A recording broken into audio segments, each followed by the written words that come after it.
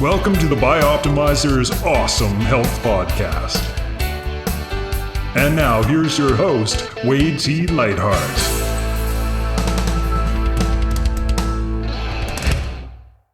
What is awesome health? It's actually an acronym that stands for air, water, exercise, sunshine, optimizers, mental beliefs and attitudes, and education. These are the pillars of peak health, and my team and I have created a free 12-week course that you can use to transform. Each day, you'll get a written and video lesson delivered to your inbox.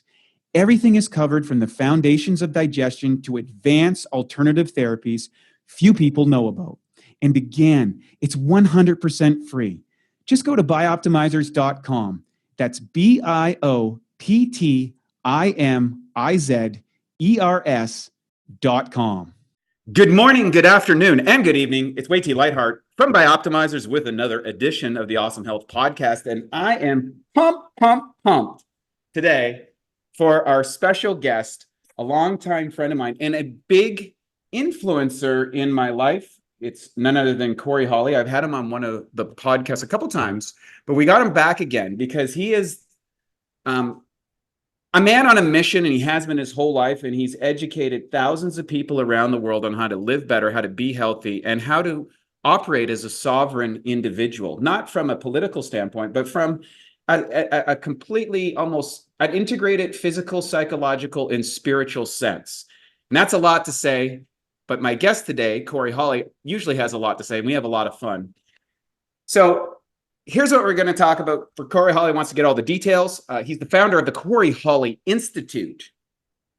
He is the meet director and host of the Cory Holly Classic annual track and field meet in Vernon. Dr. Holly is the author of the Encyclopedia of Sports Nutrition, a dozen books and courses, and hundreds of magazine articles. He competes as a master's athlete and has lectured worldwide on topics related to sports nutrition, anti-aging, health, and fitness since 1965. He is the thrower of hammers, literally. And he joins us today from his mountaintop home in Canada. Yes, that place, cold place that people refer to occasionally in passing. Welcome to the show, Cory. Good to be here, Wade. Thank you. So it's been a while since we had a chance to wrap. For those who don't know, I went to university to get an education in nutrition and physiology and biology. And I was thoroughly disappointed with the mediocre minds compartmentalizing a bunch of things into some idea of a degree. And through the years, I went and looked for mentors, people who are actually producing the result in the real world, not in a textbook, not in a classroom, not in a test tube. They were living, breathing examples of a vibrant person. And Cory Holly was one of the people at the top of that list, and still is today, even though he's classified as a senior citizen, and whatever that means, nowadays. But I took his sports nutrition course many years ago, and I felt it was the most succinct and thorough and applicable course that people could take to really understand how the body works, how to apply it to themselves, and how to live long and live strong. Cory and his wife are living examples. They live this lifestyle. They have ever since I met him over 20 years ago. And today is still out there doing things that most 20-year-olds would think are not possible. Cory, welcome. Thanks for joining us. How did you become you? And what I mean by that, not as a sense of like, how is it that you've been able to carve out a life for yourself outside of many of the mainstream trends that are a living example of vibrancy, physical prowess, mental acuity, philosophical awareness? You could talk about a million different things. You've resisted what most people call the aging and degeneration process that we call the myth of being normal. You've literally turned all of those categories upside down and have lived this life. And what's even better about it is you've freely shared that with so many other people and how they can achieve that. What drove you to become that? Or like, was that a becoming? Was that a direction? Was it an inspiration as a child? How did you become this person, this rare human that has lived an exemplary life? I think primarily the curiosity within me to want to understand my existence. And so I was thrown into reality.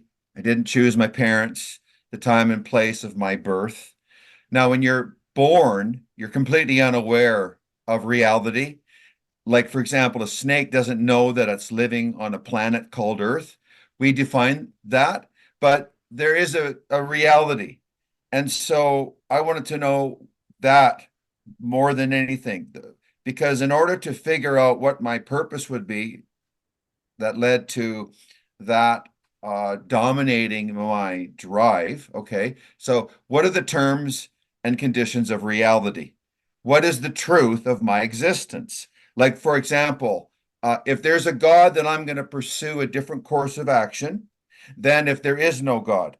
So Right. that was very important for me to determine, and that was a real tough one. But then also, health became apparent. That was the commonality everywhere I traveled and looked and talking to people, sitting on park benches, observing people. That's one of the things that Aristotle made absolutely clear. The first step in the scientific principle is observation. Just have a look at what's going on.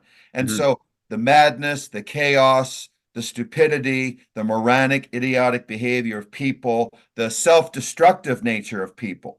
Most people do themselves in by their own hand. And so that elicited in me a tremendous amount of desire to want to understand why, because I was alive. I knew that and I didn't want to die. And so what did I have to do to sustain myself, to stay strong and be well? Because I began to notice that people around me were dying of different diseases. And then when I would investigate as a young person, as a young boy, nobody would answer the questions, or there was just so much there that I began to lose trust in society and authority, culture, the reality, governments, all of that. I had to go through all of that to get to a position of strength within myself. So the only thing that I trust now is sort of a material sense of reality, weights, measures, the laws of physics, molecules, and matter. That's where my trust is. And so, based on that concept or that construct of thought.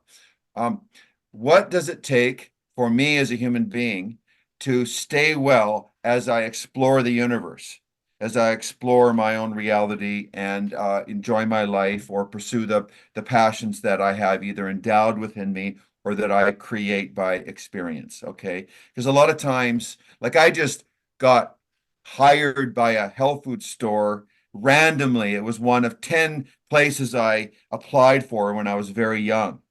And I fell in love with what was going on in that store, the principles, the concepts. And I also had realized that I had a natural interest in health and wellness. And that would be the ultimate crux of the whole thing because I couldn't achieve my goals traveling around the world, performance in sport, being free of disease and pathology. I couldn't achieve that goal unless I understood how to look after the physical body and the mind. And then I had to get into this whole concept of mind and body, right? Because there's a lot of confusion in that area, the idea that there's two separate things versus one. So, once I got personally clear for me, then that made it a lot easier for me just to pursue the things that I found interest in. But the thing that brought me down to reality and always made me realize that I was a product of nature, not myself. I didn't make me. I was thrown into the world. I was created by nature. So who am I to think that I have any real control over myself? Because I didn't make myself. When I'm unconscious, I have absolutely no idea how the body operates, and it does. And that is as a great mystery still to science, the conscious unconsciousness of a human being. But I do have some more clarity because by reading psychologists and great philosophers and mathematicians and experts in the field of nutrition, science, and biochemistry, you begin to piece together what makes sense. And then by trial and error, the application of a concept, you can determine for yourself, like how many reps, in a gym or sets and how long you should train, for example. You just by your own experience come to terms with the fact that you are a very unique individual and that the rules that are generally apply to me in terms of my existence, but there's a lot of SNPs in the genome that make me unique, that make me, for example, unable to tolerate a certain food or make me able to tolerate a certain food. So instead of saying, I'm not going to ever eat strawberries because there's something in there that causes problems with some people, I'm going to rationalize that idea, consider the risks, and I apply this to everything, no matter what it is that I'm going to do, whether it's crossing the street, going to the gym, going on a plane and going on a trip. Whatever it is I'm going to do, I'm going to rationalize what I'm doing. I know why I'm doing it. I have purpose. I have a purpose-driven life, I call it. Mhm. And so I have clarity. And that was the first step that I came to create in my three-step process for success, which was clarity of vision. You must be absolutely clear about what you want. And then let's say I want to be a pilot, not just a recreational pilot, but a commercial pilot. Okay, commercial pilots can't get their licenses unless they have a high school diploma, a university degree, and take exams that are accepted. Okay, they cannot be that unless they have these prerequisites. So if I want to be a pilot, and that's the clarity of vision, I want to be a pilot. How do I become a pilot? That was step number 2. How do I do what I need to do to get my goal? And number 3 was take action. Start right now moving towards the goal. Okay. And so all of that was relatively simple and clear to me. And so if I wanted to play hockey or throw the hammer or play a sport, why? Why did I want to play that sport? It was because I loved the sport. Was I trying to impress anyone? No. Was I trying to win? No. I like the sport. I enjoy the sport. That's what sport truly is. It's an opportunity for us to express ourselves in this world of grief, right? Where during the sport, you're unaware of the suffering in the world and you're just enjoying yourself, okay? And I love the work that it took to get into the kind of shape, to have the skill to be able to play the sport really well, because playing the sport really well, whether it's gym or playing a sport, is where the action is. It's where the joy is. It's where the fulfillment is. So never doing anything half-ass, always trying to do my best, but then realizing that my best can improve over time. And then I have to also bend the knee to nature once again, because nature would be my ultimate teacher and boss, because she made me. She has control over me. And so nature, I'll reduce that into physical laws in physics and mass and matter. Okay, so those are the things that are real to me that determine my function and existence. And that is enough for me in order to make a change and move forward and make progress.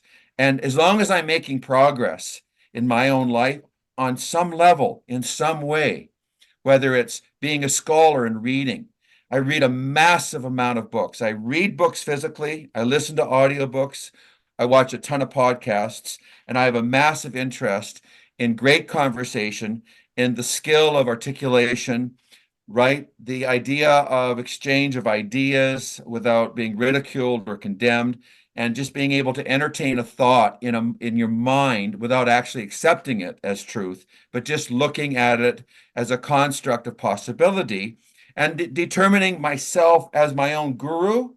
My brother says I'm the goo in guru. Okay, so as your own guru, you are the one that determines whether or not it's right or wrong for you. And then you can use the outcome in your life to help you decide whether or not you're following the right path, right? Yes. So one of the common elements, and you kind of summarized one of the first scenes within Conan the Barbarian, which is a favorite of both you and I, where the question is, what is the riddle of steel?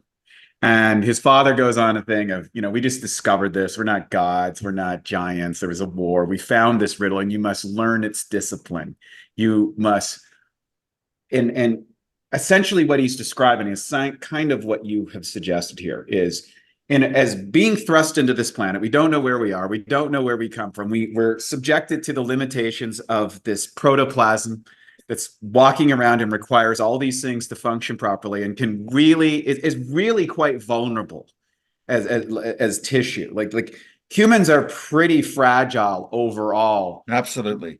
And there's so many things, like it just in the universe itself, like an asteroid could come in and end us all at any moment, and we don't even know that it's coming. Like there could be rays outside of a thing that we just go in there and we all die instantly. We just don't know what those rays are. We have no way of detecting them, but they will kill us. These possibilities, and one becomes overwhelmed with the infinite possibilities. And then as you go through this journey, you start to apply constraints. Sport is a constraint. A goal is a constraint. Okay, I could spend my time 24 hours a day in any pursuit. I decide these things are interest me, so I'm going to invest the time, because protoplasm is subjected to decay over time. So that is the one commodity that is continuously dwindling. We cannot buy back our time. Like that minute's gone. Time moves forward. Never to be experienced or have it again. So, and we know that protoplasm dies. And there's a lot of conjecture, theories, ideations around what happens at that point. But essentially, no one knows until they go through it. And maybe when you go through it, you don't know. Who knows? Sport is a unique constraint relative to human existence, in that, for the most part, there's no external benefit accrued to, like, you won't go to school and they'll say, hey, you know what? Be the best athlete you can be in everything. Nobody understands that. They say, no, go be a doctor, go be a lawyer, or maybe because a person feels insecure, I want to be the best football player in the world or the best hockey player in the world, because one ascribes that achieving that result might have some external benefits, and those external benefits will alleviate some aspect of suffering within myself. But that's not necessarily the case. But even with the limited view, would you agree that it's better than just frittering your time around, because people who have a purpose seem to live better, they seem to be happier, they seem to be able to contribute more to other beings? Well, yes and no, because the outcome is the same.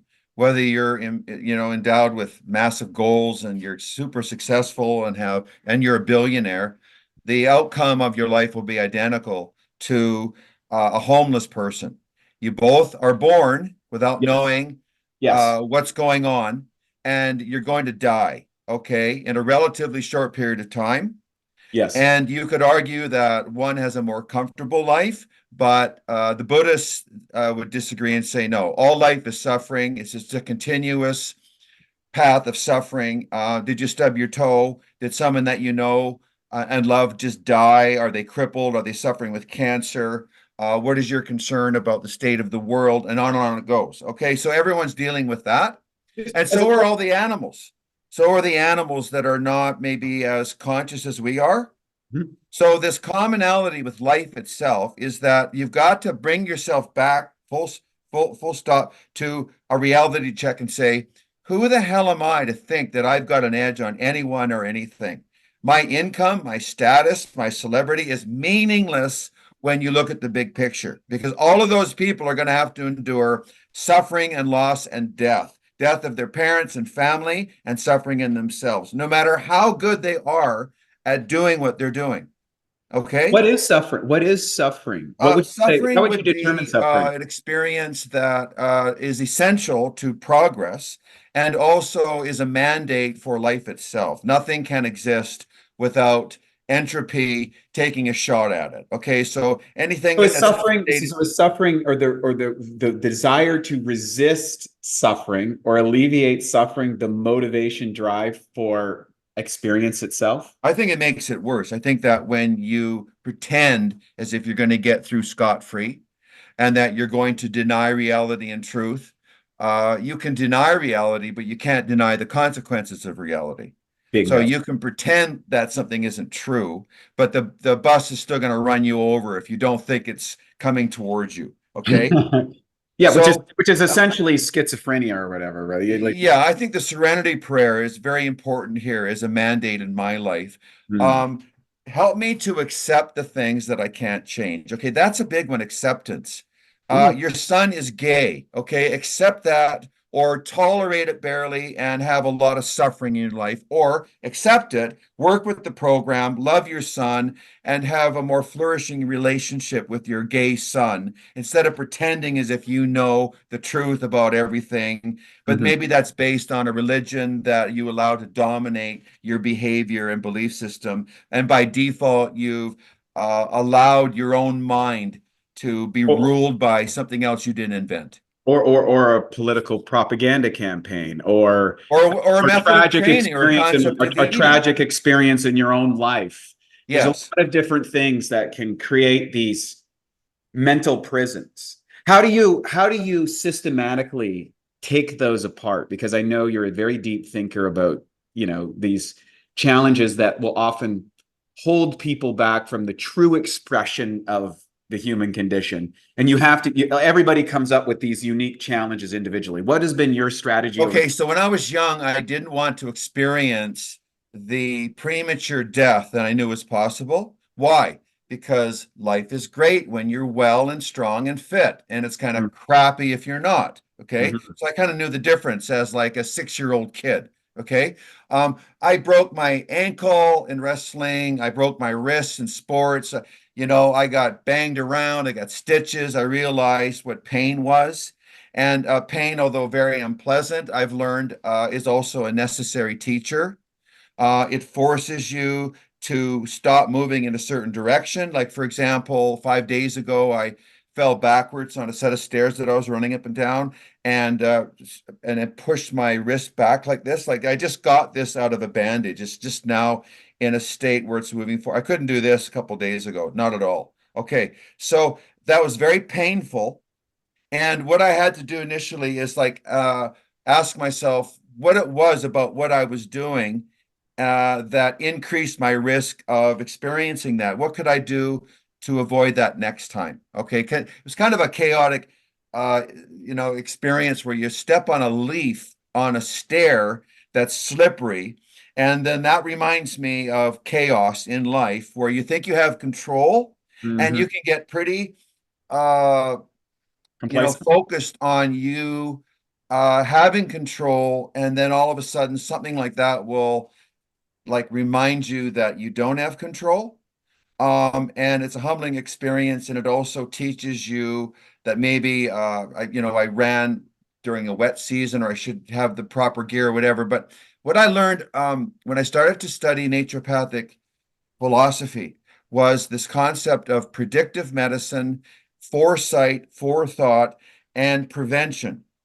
We've all heard this adage, an ounce of prevention is worth a pound of cure. Okay, so what does that mean?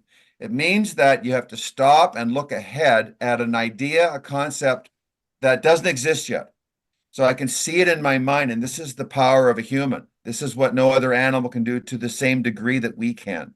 We can invent things in our mind that don't exist, like a bridge between over across a river. No other animal can look at that river and then see that bridge in their mind and actually begin to assemble that in their mind and develop the architecture based on mathematics and how you would actually do that when it would be seemingly impossible. Okay. Like if you study architecture and some of the things that have been built and how they put them together, it's just absolutely amazing.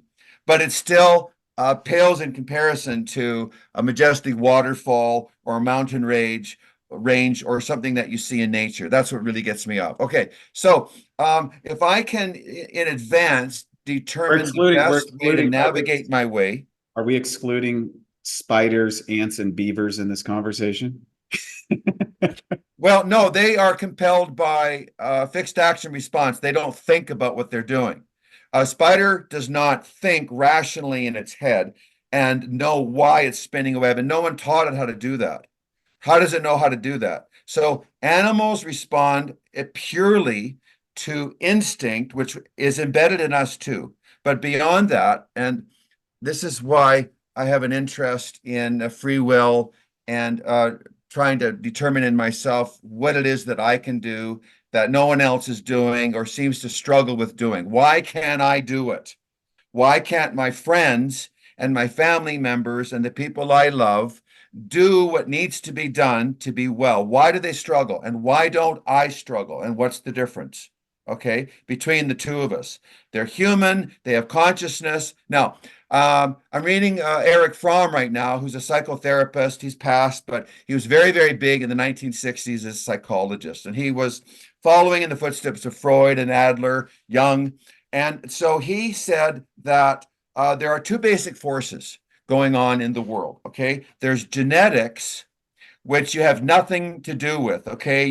The way your ears are attached to your head, the color of your hair, your height, your body size, you had nothing to do with that. Now, you can certainly gain muscle or lose body fat or ruin yourself, but the essence of what you are based on genes that were expressed in the womb, you didn't have anything to do with that at all. Okay, you just spewed out. Okay, and now you're stuck with whatever happens. You might be marred, damaged, mutated. You might get slapped around as a kid, whatever. Okay, so that's a set of principles or forces. And if you study genes and genetics and the human genome, you realize just how complicated that is. Okay. Now, on the other side, the opposite is the epigenetic or the outside forces or the environment.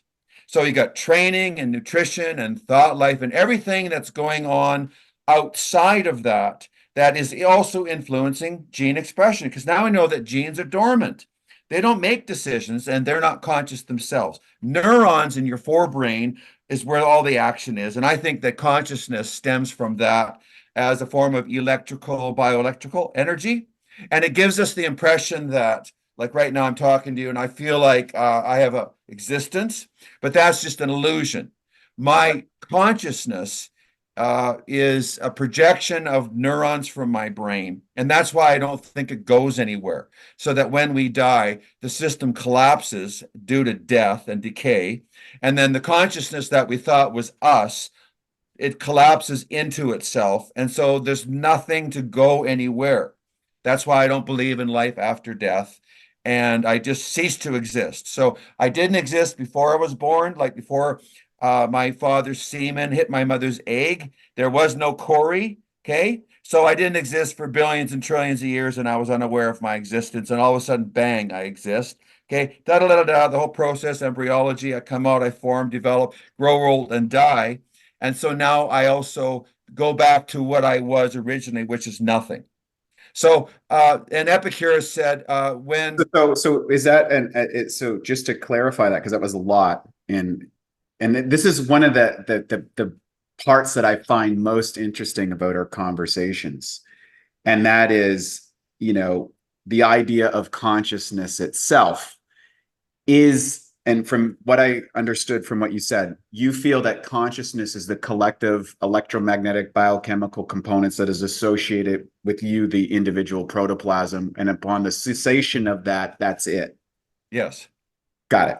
And you've come to that conclusion because of perhaps the increasing sense of awareness, and then eventually the inevitable cessation of that awareness, or the diminishment of that awareness as you get into age or mental decrepitcy or whatever that happens to be. Would that be how you came to? One of the great hurdles to overcome is the fact that you have to understand what's going to happen to you as you slowly die.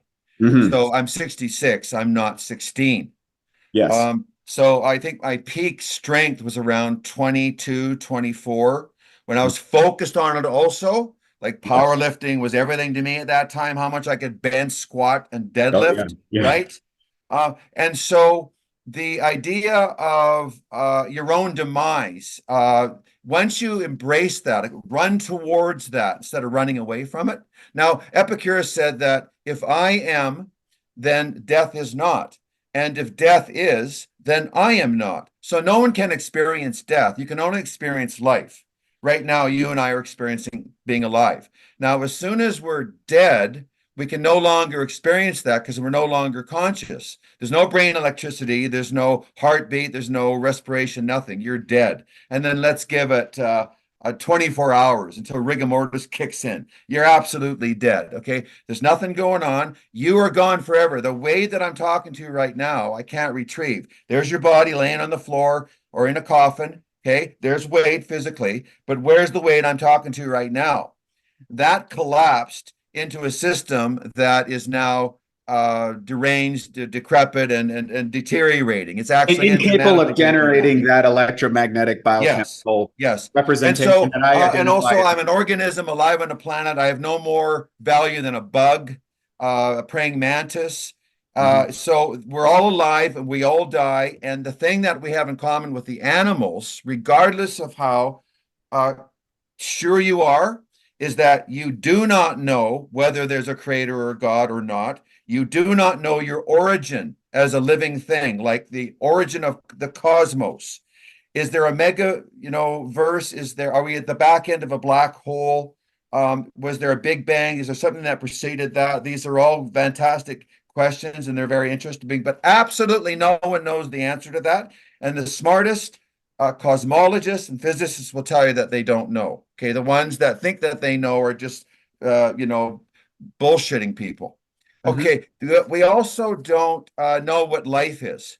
If you spend time and study what life is, the greatest biologists on the planet will characterize life by certain, characteristics, but they don't know what life is itself, the thing that animates us. Okay, so that's unknown, which means that you don't know anything about yourself, really. So rather than, and Aristotle said, never mind about who you are. Don't focus on who you are because you'll never discover who you are. Like, I don't know what happens to me when I become unconscious and how this thing I call my body is operating. I don't know what's operating it. I don't know how it stays alive. I don't know why my wrist is healing itself right now. I just know that it is. I'm not consciously making my wrist heal itself. Why is it healing itself? Okay, so that's a mystery. So then when I was younger, I realized that nobody on the planet, no religious leader, no monk, no teacher, no philosopher, no mathematician, no physicist knows the answers to these questions. They're all exactly like me. So then it brought me down to a level playing field. No one's got the edge on me. Anywhere, whether they're a president or a billionaire or a celebrity, they don't know. So then I began to study philosophy and realize that most people simply distract themselves in their busyness of a life, called their life, from looking at what's real, meaning that they're going to suffer and die.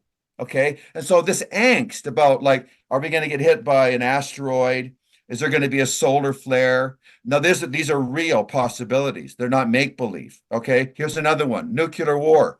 The Star Trek timeline, 2026 is when the Third World War begins in the Star Trek timeline. Okay. So that's what, in 2 years, there's going to be a Third World War. Now, I've been living in my mind with the possibility of nuclear war since I was very young.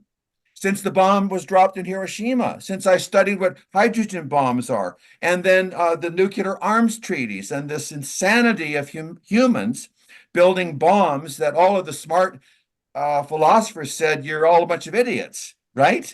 The more bombs you build, the more likely it is that someone's gonna blow somebody up, right? So let's get rid of them all. So and then you look at the self-destruction and the nature of man and what people do to themselves. There's a number of examples where you could just bring to your own attention in your own mind someone that you know and love, and the reason they're not well is because they smoke themselves or drink themselves or eat themselves to death, and they won't stop. Okay, even when they know that it's causing harm and destruction. What is it that does? Oh well, now here's where you people to do that. Let's get back to Eric Fromm and psychology, and so. Between these two forces, okay, so genetics and that drive, you're in a state that you have to accept because you can't change it, right? The serenity prayer, the first step, okay? And then also the outside, these influences, which you can modify. That's the great news. You can modify training and exercise. You can do it or not. You can run up a hill or not. So you can actually, because we learn that the system's pliable to some degree, we can build strength and vitality and energize it in ways that if we decided not to do those things, we wouldn't be able to achieve. Okay, so Eric Fromm says between these two forces, inside of us is our consciousness, and that is where you get to decide what to do. So that person who continues to inject themselves with heroin is consciously aware that they're doing it, and this is why he and me as well, I hold everyone responsible for their own action, because you're not a grasshopper or a spider. You're a human, okay? And humans have consciousness and self-awareness, and you know whether you're hurting someone or hurting yourself. You know it, okay? You know that you exist. And with that responsibility, that great responsibility, it is your duty ultimately to come to terms with that. And so the thing is that when we get into the psychology of why people hurt themselves, now we look at past life. We look at how they were raised, the family they were born into, the way they were treated by their parents and their society and their culture and the many experiences that they had. Also, their genes, how they're put together in their brain. We know that if you study neurology, that there's different theories about why people behave the way that they do. Not everyone. I'm reading another book right now called The Destructive Nature of Man. Okay. And that looks at the possibility that destruction, self-destruction, and violence in man is not inherent, but it's a learned behavior, and it has to do with what happens to an individual, plus their cluster of genes and their environment and culture. It's very complicated. As an outcome, you have an individual that, for example, likes to go around punching people in the face just for fun, or someone who would be extremely passive, like a pacifist, like Einstein. And yet he said he would fiercely defend that position with violence if necessary. So he would defend himself against an oppressor using violence, even though he's nonviolent. So he would defend his position of peace. Yeah, Gandhi said the same thing. Yeah, with an equal measure of force. Right. But only out of necessity. Right.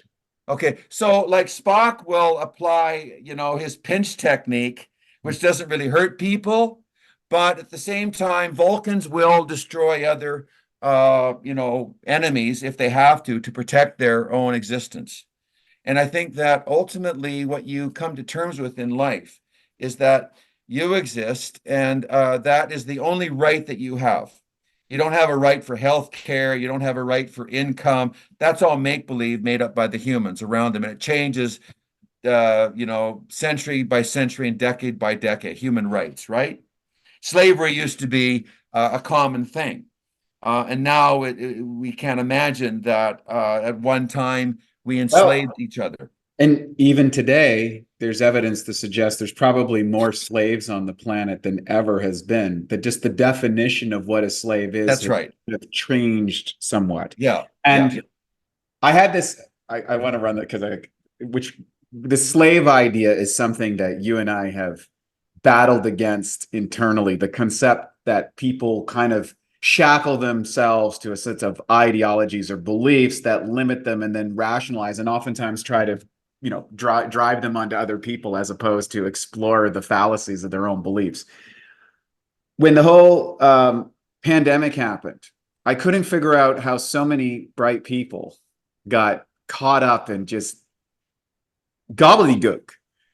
And then I realized, how's this possible? And I thought about this for years, and I realized that most people are actually slaves in that they have an idea of who they are, and that idea is attached to their car and their house and their pension plan and their toys and their Netflix subscriptions. And these are all caused through a financial system. And they've financed their future identity on that system. In other words, they are caught in the machine. So therefore, if I'm going to get my life credits for my limited life, I will accept the totalitarian dictates of people, even if I know that they're false, because to reject them, I'll have to completely renovate my ideas of the world. And that's shocking for people. And we have yet some people that now are waking up to this reality. How did you wake up to it? Like, you woke up to this a long, long time ago. There wasn't a pandemic. There wasn't a meteor store. Like what was the thing that you woke up to this slave mind and the slave life that we're able to live truly as one of the unique free spirits? And what's ironic about this, before you answer, I'll give you a little time. So many people that I know in the bodybuilding world, who is one of the most restrictive sports you can possibly do, end up arriving, I would say, if I took that group across time and the amount of people I have that really committed themselves to self-development and discipline and physical discipline and training and health and vitality, took it as far as they could, I see a disproportionate amount of those people free in their minds than people who study all of the great sciences, study all the great businesses. Was that the key to unlocking your own stuff, the pursuit of physical excellence yourself, or was there some other initiation? Well, it was the lessons. Arnold talks about this, the lessons you learn in sport, in the gym. Like, you can't have it all right now. You have to be patient. You have to understand how muscle grows. So you have to educate yourself. And then getting back to slavery, I am a slave of nature. Nature is the dictator. Right. Nature made me. Okay. So we'll talk about the force of evolution and cosmology and the physical forces that exist, that we claim exist. Hierarchy of dominancy, essentially. Yes. These are hierarchies that we cannot avoid. Philosophy. Yes. So that for me is pretty solid stuff based on evidence, and I'm evidence driven. And so evidentialism was a concept that began, I think, in the 19th century, where anything that you said required evidence and proof to validate. You couldn't just say something, and then you couldn't expect people to believe it just because you said it. Okay. But there's a lot of that going on. So I think that it started in sport, and the lessons that Plato talked about. That's why he said no school for a kid until they're age 10. Absolutely no school. All they do is train and exercise and work out, but it's tough. It's like a Spartan discipline in the dirt, wrestling, throwing, training, lifting, and all of the lessons that you would learn about life and reality, 90% of them are revealed in that process. Okay. And then you get disciplined enough to be able to sit down and learn about physics and mathematics. Okay, which then give you a framework for describing reality. Okay, so then comes in this interest I have in being well, wellness. I was interested in being well.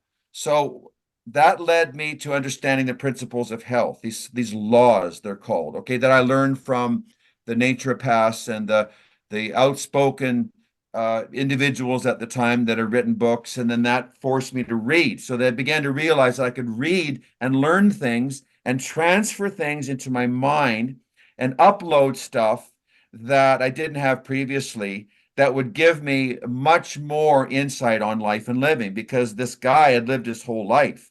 That's why, talking to Colgan, for example, right now, he's 83. Okay. So you ask him, what have you learned so far in your 83 years of life, Michael? Well, he can summarize a pearl of wisdom that is ginormously important that you just took from him after 83 years of living. And if he's smart, which he is, and if he's intellectual, which he is, he can confine it to something that makes a lot of sense, and it's quite rational. Okay. So rationality and reason then becomes my strongest weapon in life, not my teeth and claws. My physical body, like we said before, it's weak. If I'm in the bush, I can't take on a bear or a cougar. It's going to take me on and eat me. Or if I'm in the water with a shark, okay? So I have to intellectualize my existence and my experience, and then determine what it is that I can do to minimize suffering and pain, even though I know that part of being alive is experiencing suffering and pain. It's inevitable. It's part of being alive, but you can minimize it. You don't have to. So ergo, therefore, to mitigate the inevitability of suffering in the world, there's a physical practice which leads to the pursuit of a mental idea or the development of a philosophy. Philosophy is like an overarching component. So going into that philosophy question, because we're moving through a series of things. Okay, we're as a physical being, the realization that I could die, I want to alleviate that. Oh, the suffering, obviously, the biggest component to suffering is your capacity to be resilient to it. Health and degeneration is one of the really big confines on human expression or human experience. So that obviously putting time, effort, and energy in that. And then to do that, you study math and physics and biology because you're like, well, I want to continue that. And then you start getting into these cognitive ideas and you kind of experiment with psychologists and spirituality and all these things. And then you cultivate a philosophy. So, and I know you're big on philosophy. So what is that philosophy? Like let's move into the philosophy of Cory Holly that allows you as a 66-year-old guy to be physically vibrant, to be able to run and jump and play like a young person, to throw hammers with the world's best hammer throwers in the world, to have a physical presence, to have a lot of vitality, a lot of passion, a lot of cognitive capability. What is that philosophy? Like, give us more of that. Like, and what were the key elements that you had to surmount to get there? Well, I have a purpose-driven life that I've itemized in terms of points, Yes. right? Like the value first system one, of Cory I've got Holly. them written down. It's on my wall here. Okay, my 7-fold life purpose plan, and right beside them, listed as points, is a picture of the hammer, and that reminds me of passion. The hammer just is a symbol of passion, right? Passion for living, passion for achievement, passion for accomplishment, passion for love, passion for, like, with my grandkids and my family. And I just went to Portugal with my daughter. Passion in that experience, passion. Okay. And yet, through all of that, there's going to be strife and hardship. Right. There are going to be issues that you are going to be challenged by. Okay. Right. So the number one point is survive. Okay. Right. That above all, stay alive, because there's no point to anything else if you're dead. Okay. Well, yeah. All the game ends. It's game over. Yes. But survival is also tied in with thriving and flourishing. And so when I say survive, I don't just mean like a homeless person surviving. I'm talking about the very highest level of vibrance and humanity that I could possibly imagine for myself, and trying to work towards that. Which would be thriving.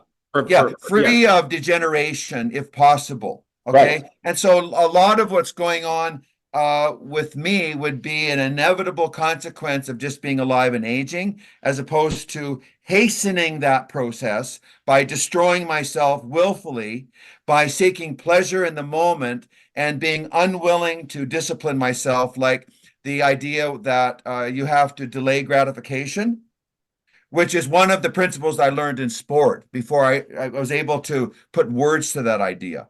So right? Does that make you a stoic person as opposed Absolutely. to Yeah. Right. Well, So, I I always like to say I'm a stoic kind of person with hedonic tendencies that I sample from time to time. Well, I love stoicism. I love stoicism. They sort of see life as it is. I'm an atheist, and it's not because I don't respect other people and their views. It's just because I don't accept that what you're saying is true, because there's no evidence to convince me. Correct. However, there's no evidence that there's not. So I think a more sophisticated position would be an atheistic tendency agnostic, because you have no proof to support that nothing does happen either. Yes, but you're making the claim that it does.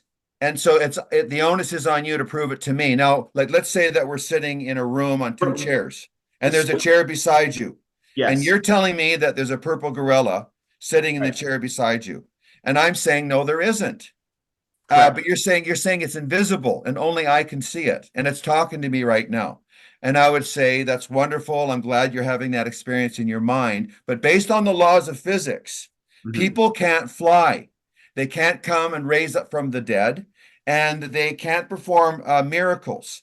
We're limited as mortal beings. We're not immortal. We're not gods. Okay, so, and none of us has any insight or special portal that gives us insight to the truth of our existence, life, our origin.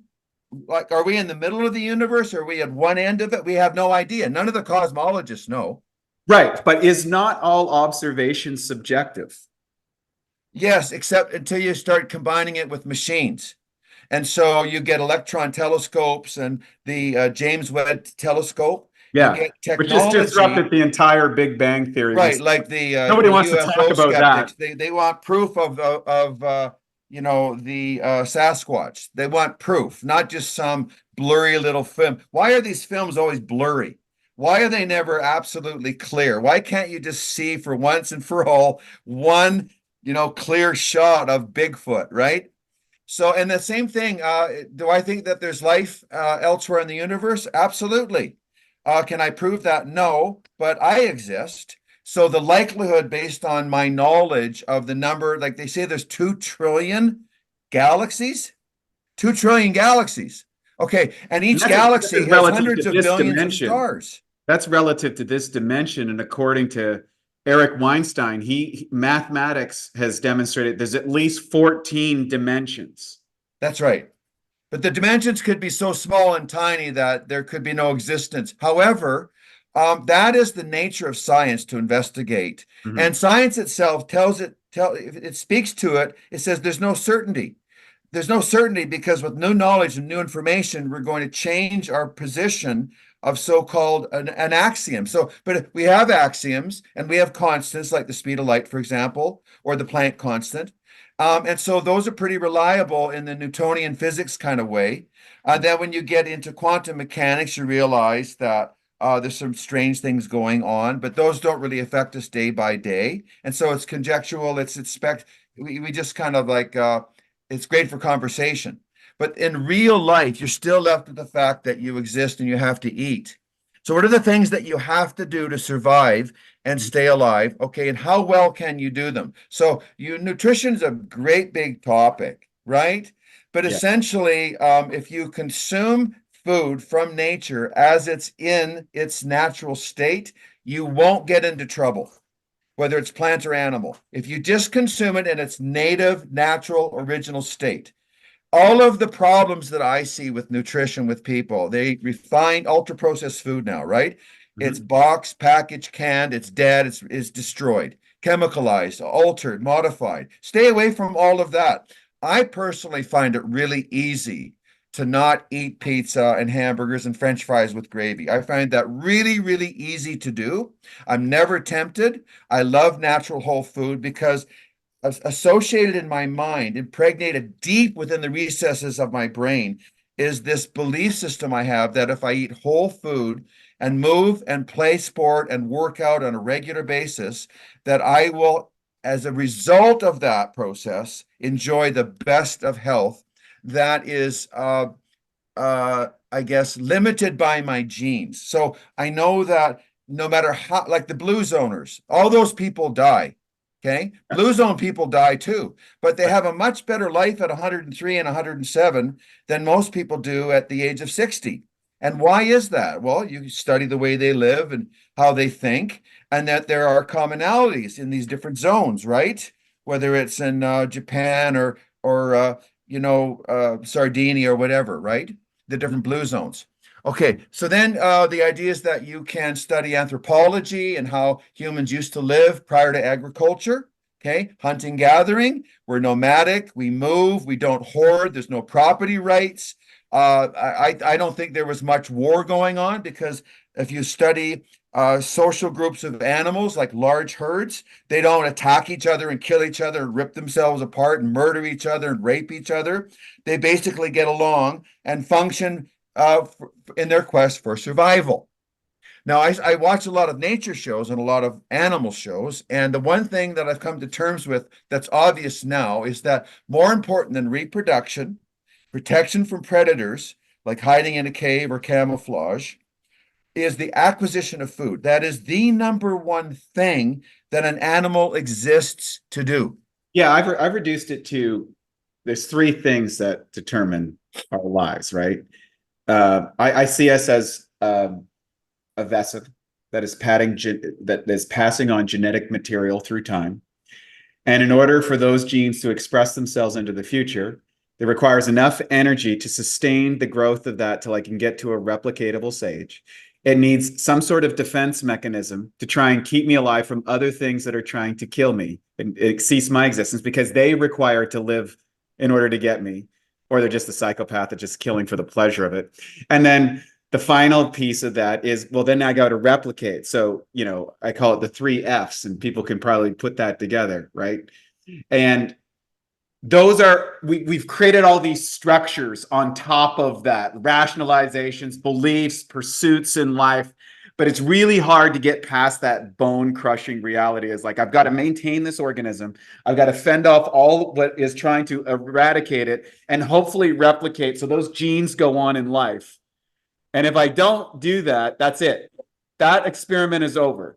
Those genes, and maybe that means that I failed, or I decided to terminate the experiment of those genes going forward. Like monks, for example. A monk decides that the cessation of all of the motivations of the protoplasm is insignificant to their pursuit of that which you cannot prove. Okay. Right? So they become a monk and saying, that's it. I'm not playing the game at all. I am going to sit there. I'm going to subject myself to, and what's interesting is all monastics still subject themselves to rigid discipline to become free. Yeah. So what is the correlation between because what you're essentially saying is you've applied a set of disciplines, the discovery of principles, to work on a philosophy that allows you to live by the things that are valuable to you as a human, and there's universal concepts that are irrefutable based on rationality.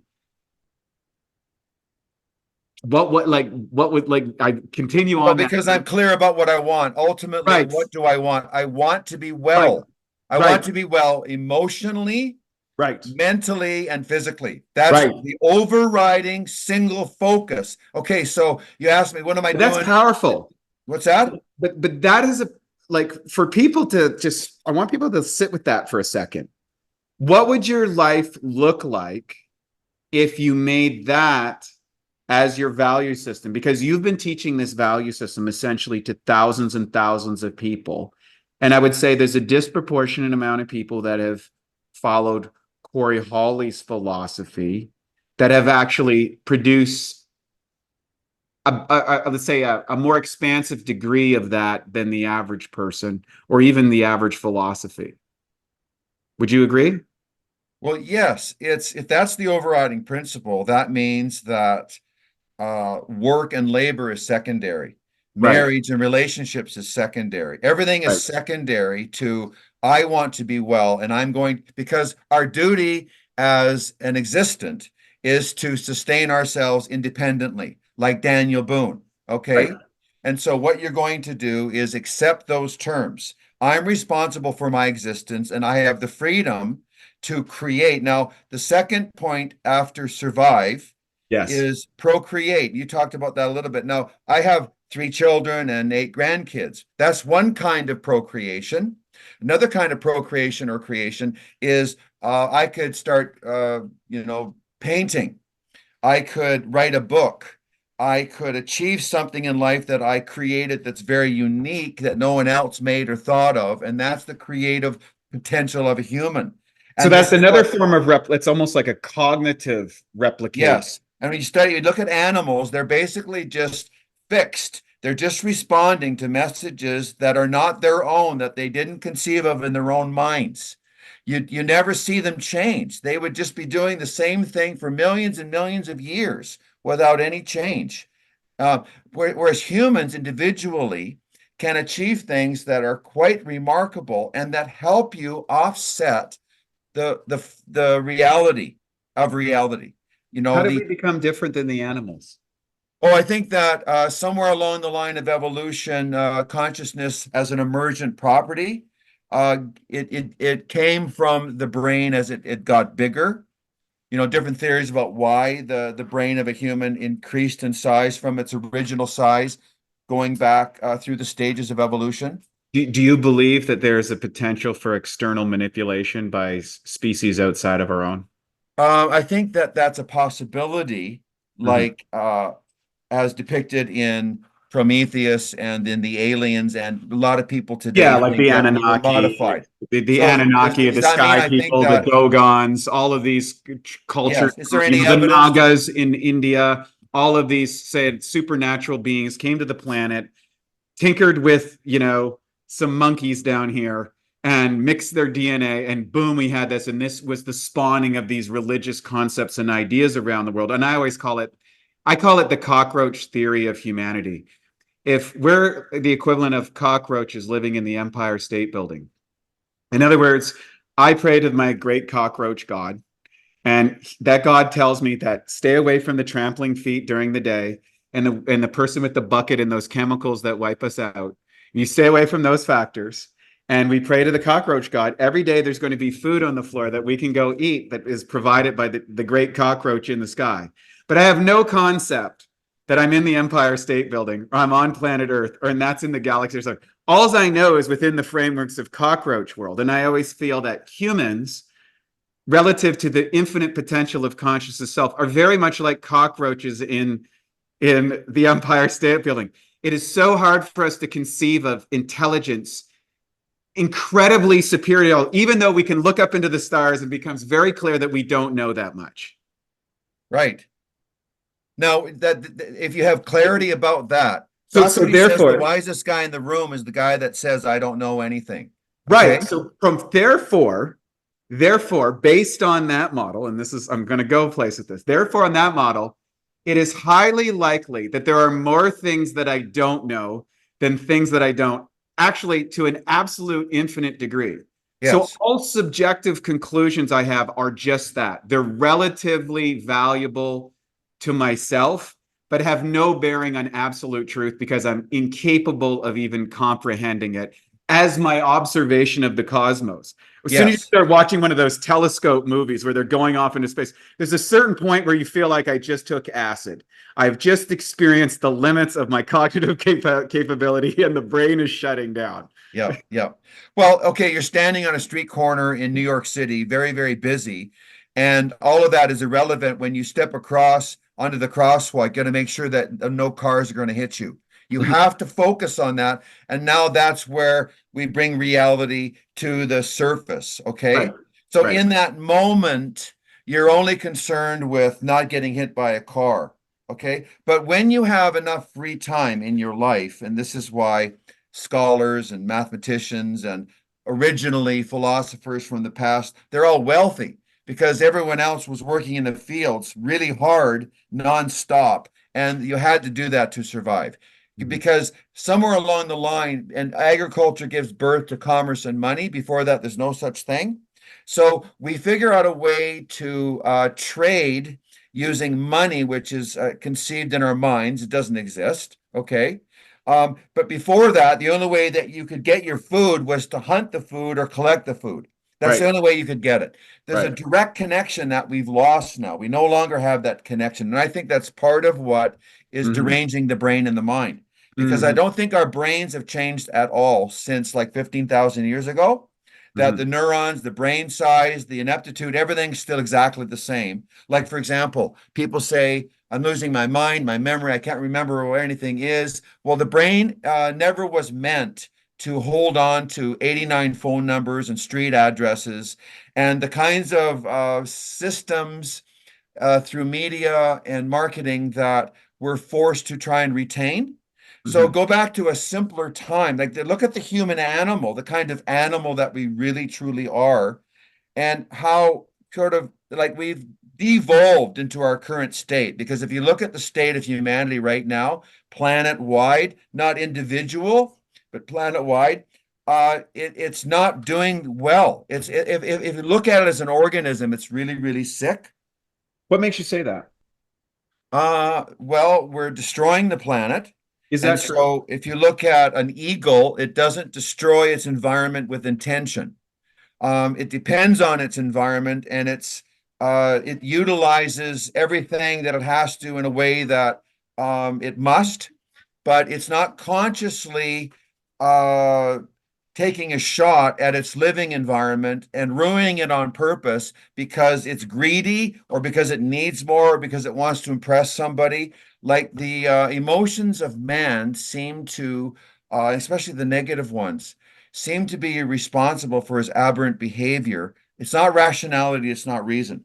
So if But we need just on that point though about the environment, because this is a really sensitive topic out there in the world. Are you familiar with Bjorn Lomborg? no, go ahead. So Bjorn Lomborg was a person who worked with Jordan Peterson and also at the United Nations, and he wrote a book of like how they could actually positively influence the world with a very little amount of money. And he went through a series of things, and he actually documented that actually planet-wide for humans as a general whole, it's actually getting better. There's more greenery now than there has been in several hundred years, and a variety of things. And what was interesting is one of the things he came up with is one of the ways that we could get to this place was to actually nutrition was one of the primary things that we could improve the quality of people's lives around, like by giving vitamins and minerals to people around the planet. Because if you're deficient in certain vitamins and minerals as a developmental mind, you lose 10, 20, 30 IQ points.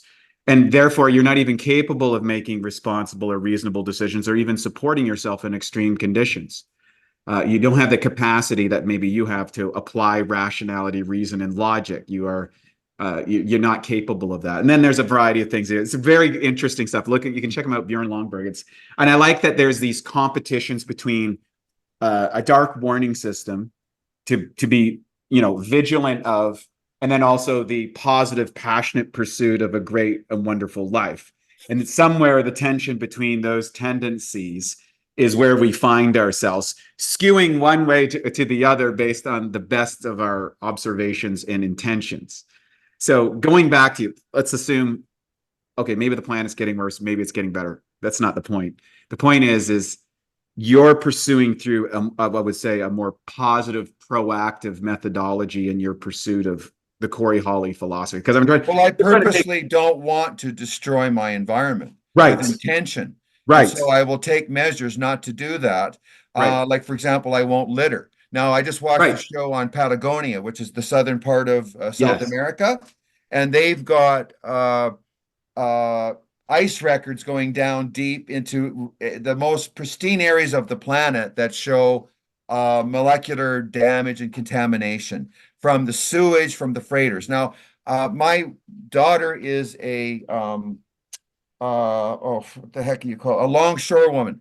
Yes. Okay, so she's involved with taking those crates off the Containers. freighters. Yep. Now, at any one time, there's something like, I don't know, I think 1,500 freighters at any one time on the planet going somewhere, dumping gas and waste into the ocean. Okay, so if anyone tells me that there's no particulate plastic in seawater, if there's no garbage and junk that they find in an albatross living in some remote island, and then they go there and there's all these dead animals and they open them up, or the whales that have this crud and crap inside of them. Yep. Okay, so where's all the garbage? I mean, I've been to New York City. I've been to all of the major cities of the planet where Garbage the everywhere. air is so thick you can't even breathe. Okay. Yes.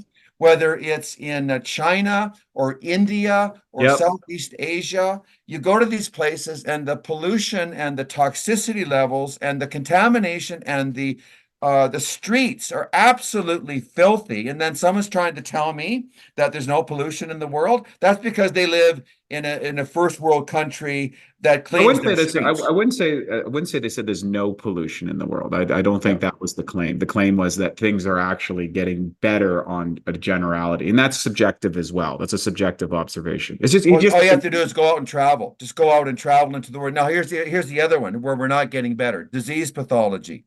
yes, Cancer, heart disease, diabetes type 2, which is an epidemic, okay, obesity, and depression Are you telling me that these are all decreasing? Why is the life expectancy in the United States, again, for the sixth year in a row, down? Why is Yes. it decreasing, not increasing? Okay, so there are individuals, like individual blue zoners, that are enjoying a good life, but the vast majority of the population of the planet are experiencing disease pathology, and so their suffering is great, it's unnecessary, and it has to do with their behavior, what they eat, whether they move or not, and where they live, Yep. right? Why is the life expectancy in Chad, Africa, like 48? And why is it 82 in Canada? Are the humans there differently? Are they human or not? Now, if you took one of those little babies from Chad and pulled it to Canada when it was just born, that baby would grow up to be 82 or plus. So, But so, in so, Chad, right. Yeah. So, you've got an environment that is pathological. It's the hygiene is terrible, the sanitation, there's no running water, the knowledge of bacteriology is not there, right? right. So you bring up a good point, and I think this is where the common ground we can conclude. There are a certain amount of benefits that we could attribute to technological innovation through the cultivation of scientific principles, through observation, testing, peaking, The and scientific method. some of those distributed globally have a net positive event, and then some of them have a net negative net. But I look at it even a little bit deeper. I say there's a certain the benefit to distribution ratio eventually hits a threshold because all science is incomplete by nature. And we don't always know when we've hit the benefit of those innovations to where now the cure becomes a poison. Do you follow? The cure to one suffering, it eventually becomes a poison. So do you follow where I'm going with that? Well, I don't look at scientists as a guide to be well. Why aren't all of the No. scientists super well? Yeah. Most of them aren't. They ignore the principles. Well, would you say, and I would say I would agree with you on that, is it because science has been captured by something else?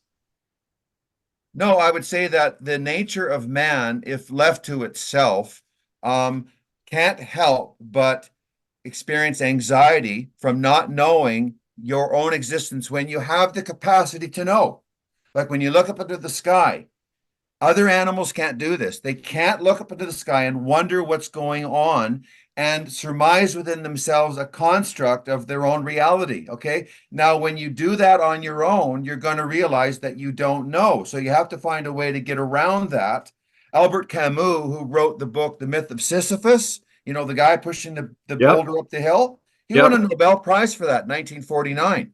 Okay. And so he says you've got three outlooks, three opportunities to respond to this reality. Number one, kill yourself now, because the fact is that you're going to suffer loss and you're going to die. So you might as well just end your life right now. Two, you can commit philosophical suicide and by default incorporate a religious belief, like say you become a Jainist or a Hindu or a Buddhist or a Christian, which is not your belief. You didn't invent it, and you decide to allow that concept of theology to dominate your thinking, and then you enslave yourself to the doctrines of that concept. Okay, that's what you believe to be true.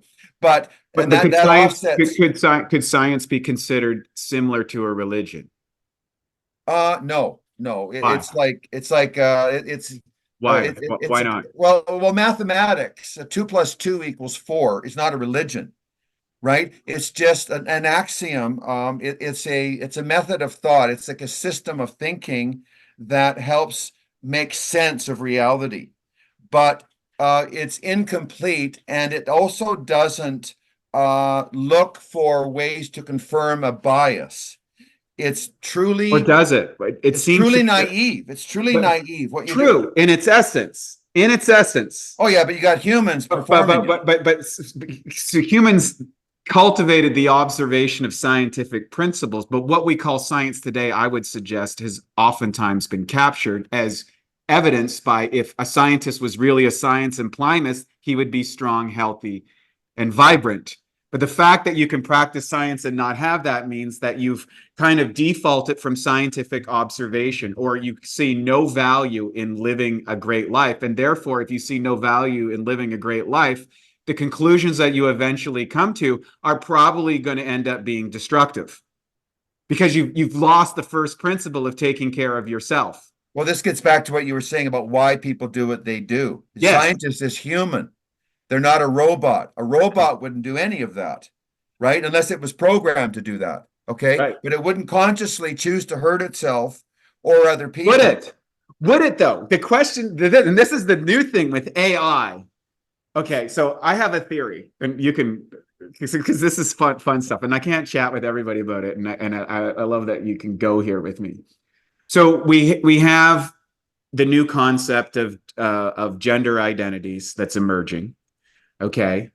And some people argue that that's not biological reality. Some people say that gender and biology are the same. Some people say that they're differentiate. There's a variety of conclusions.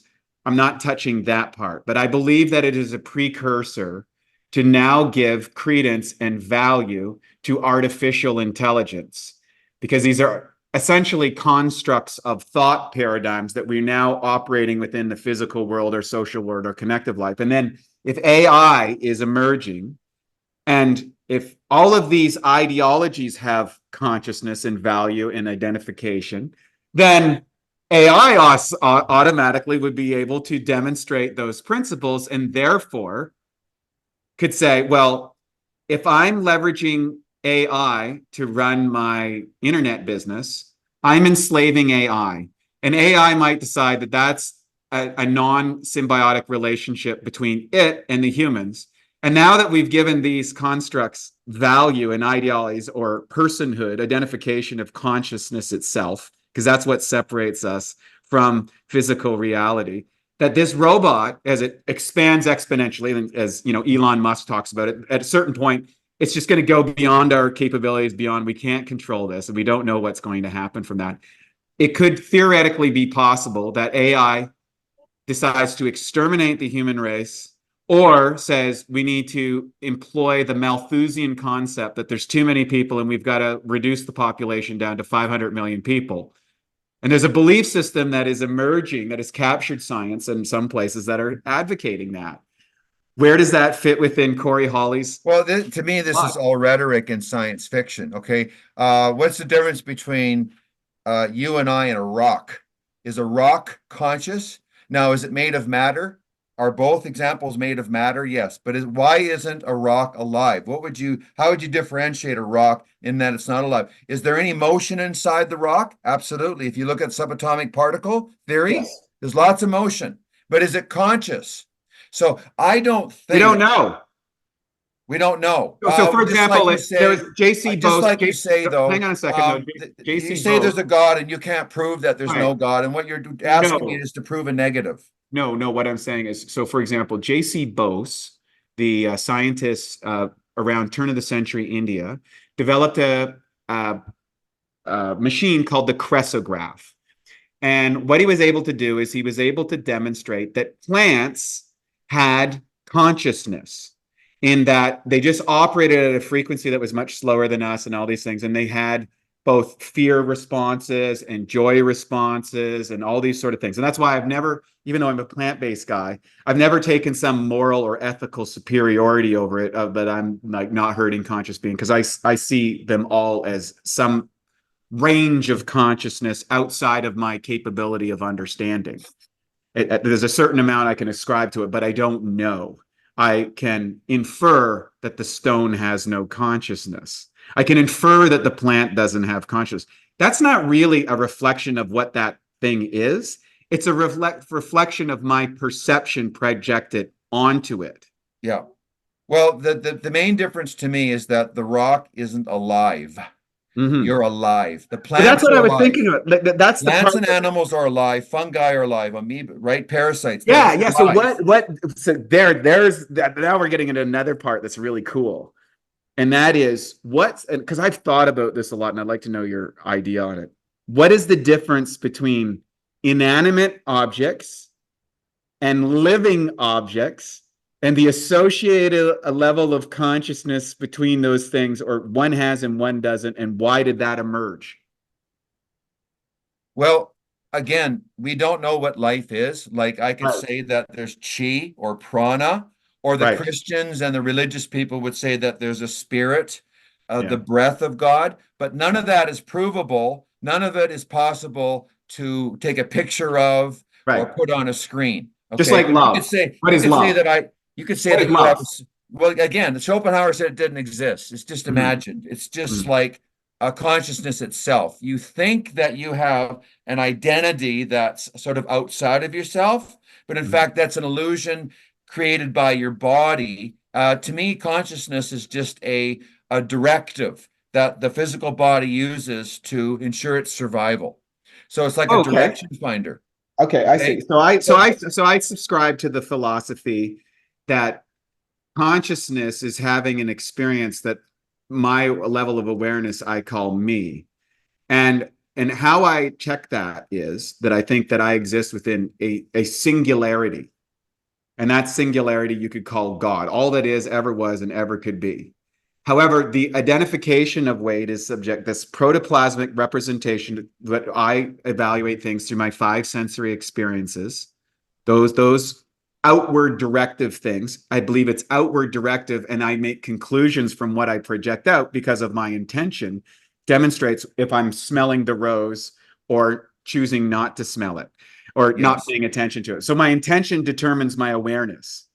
And my intention also gives direction, which goes back to the start of our point. Well, But here, I believe that I've misidentified, like consciousness has misidentified itself as me, and that I will return to that state of unity afterwards with the dropping off of that which I call I, as in or self as a small s, and merging into big self.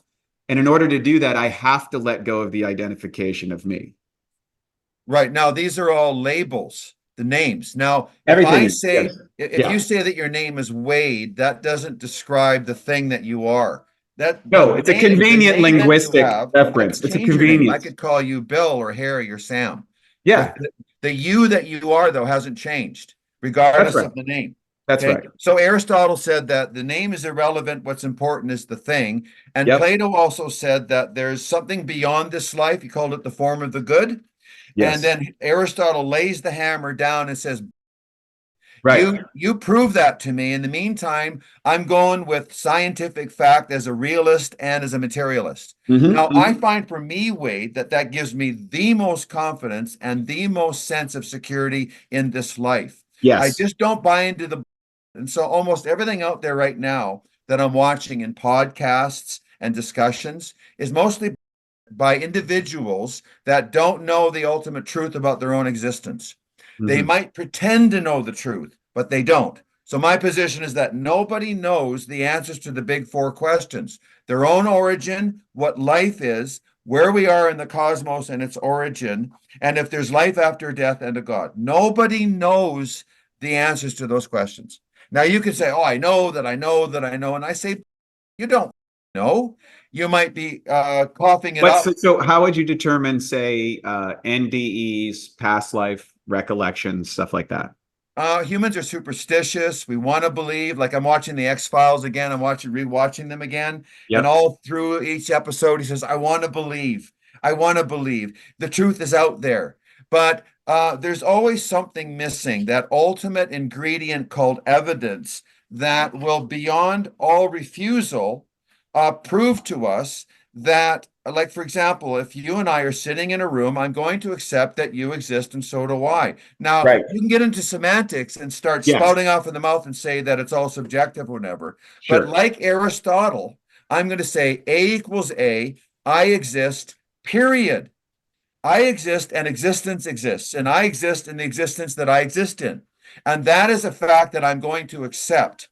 Now, outside of that, you can go into an enormous amount of speculation and conjecture and conversation that really won't make a difference when it comes to how many sets and reps you should do in the gym or what kind of food you should eat. or whether you should get married or not, or whether you should travel and what kind of job you should do in your real life. Okay. Mhm. So if I get back to my ultimate goal, which is to be well, Yes. I want to be well. I do not want to be sick and degenerative unnecessarily. So that means I'm going to avoid all kinds of situations and Yep. episodes that would put that premise at risk. Yeah. So great. So for our listeners, what we've established essentially is a clear identification of the philosophies and its subsequent conclusion based on the values of how to, live well and be healthy, because that is the way that you alleviate the inevitable components of suffering. And so your discoveries and your practices and rituals are based around those concrete, observable things. And the esoterics have no value within the framework of the construct that you operate from. Would that Right. be? Yes. So Yeah. now comes the big question. What is it? What are, again, the values and the rituals that you practice, which have demonstrated with ample evidence for everyone to see that you've lived a physically vital life that supersedes what most people even think is possible as a human being, as Cory Holly, the person, the being, and that, who you are, which is very inspirational for a lot of people who are looking for physical prowess and capability and passion and the vitality of life, the ability to drink up life with full on and not be apologetic and yell into the screen and run up the field and make love to your lovely lady, like all of those things that is real and human and give vibrance to life, which you embody. What are those values and practices that allowed you to avoid getting caught up in those things which you've qualified as BS? Trust in myself. Right. I am my own guru. I don't rely on anyone else ultimately to make any decision for me except me. Now, that doesn't mean I don't confide. I don't have my mentors and teachers and people that I admire and books that I read, but ultimately it's me that's going to make the decision and be accountable for it and be responsible for it. So radical responsibility. Huge. Yes, because everybody talks about rights, and you can't have rights without responsibility. Well, there are no rights. That's all make. No, like you get they're bestowed upon us by our society. Yes. The only right you have is one. You exist. It's That's your right. life. And ultimately, when they try and take it away from you, you can resist or comply. Right. So So with that, we have tremendous amount of historical evidence that people would resist tyranny of self-governance. They would rather die. And other people would say, oh, that's insane. So where do you draw the line on that for you? Well, I draw the same line that Spartacus drew. It's better to die as a slave. No, die as a free man than to live as a slave. It's better to die a free man than live as a slave. Okay. Right. So now none of us, at least most of us, have never even come close to the kind of hardship that he would have experienced as a slave born in slavery. Okay. During the Roman Empire. Okay. Or some of the books I've read written by the first educated black men from the South, when they emerged out of slavery and the hardships of getting educated and even reading a book at the risk of being killed or hung, right? Yes. So it's just speculation. We watch movies and we sort of get a taste of what this like with Nazi movies, etc.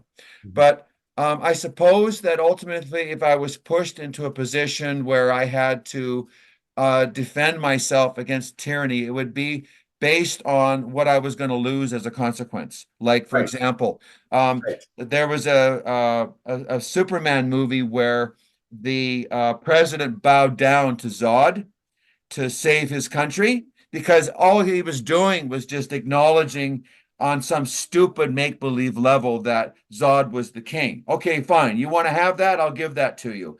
I'm not going to be so proud that I would risk the death of everyone I love just so that I don't say you're the king, right? Because really, what does that prove? But ultimately, I guess when it comes to my own personal life, I was born in Canada, where I haven't lived under tyranny. I've had a lot of freedom. I've been able But the to level of travel. tyranny that you've existed is less than, say, other It's places. less. Less, No, much no man less. is truly free, even if Yeah, you no have the man most is truly ideal conditions. right. And Right. and freedom isn't free, right? Right. There's a cost to Yes. everything. Okay. Yes. So to maximize the quality of my life, and to ensure that I can achieve the goals that I've created myself, for my own edification, for my own selfish desires, okay? Because every human is born autonomous and we resist authority. All you have to do is be a parent to understand that every child that's born wants to do everything it wants to do all the time. Okay, Right. it never wants to do what it's told, right? And Right. neither do we as adults, but we Right. comply with the law. But Right. and some of us don't. It was Thomas Sowell said, there are no solutions to life, only trade-offs. Right. But when it comes to health, I want to obey the laws that govern my health because I want to be well and I accept the fact that I'm created by nature. And so I didn't create myself. If I created myself, then I would create my own laws and I would live by them. But I Yes. didn't create myself. I'm a product of nature. And so is Yes. everyone else that's alive and every other living thing. Yes. So the ones that seem to have order and that by nature, without thinking about it, follow these laws of health are all well. And then you look at the mass exodus of people away from that, and then you see them all getting into trouble. So it just makes sense, like the Costanza principle: do the opposite of what everyone's doing, Hmm. and you'll get well.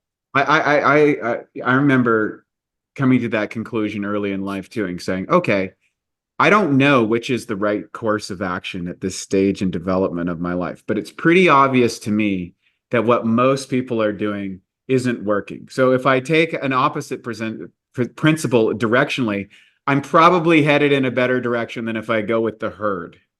And now for a Bioptimizers fixed digestion tip: supercharge your protein shake.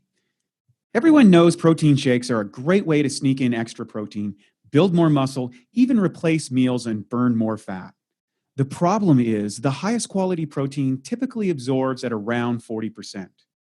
One way to fix this and dramatically increase how quickly and effective your protein shake digests is to add 2 to 3 capsules of masszymes into your shake.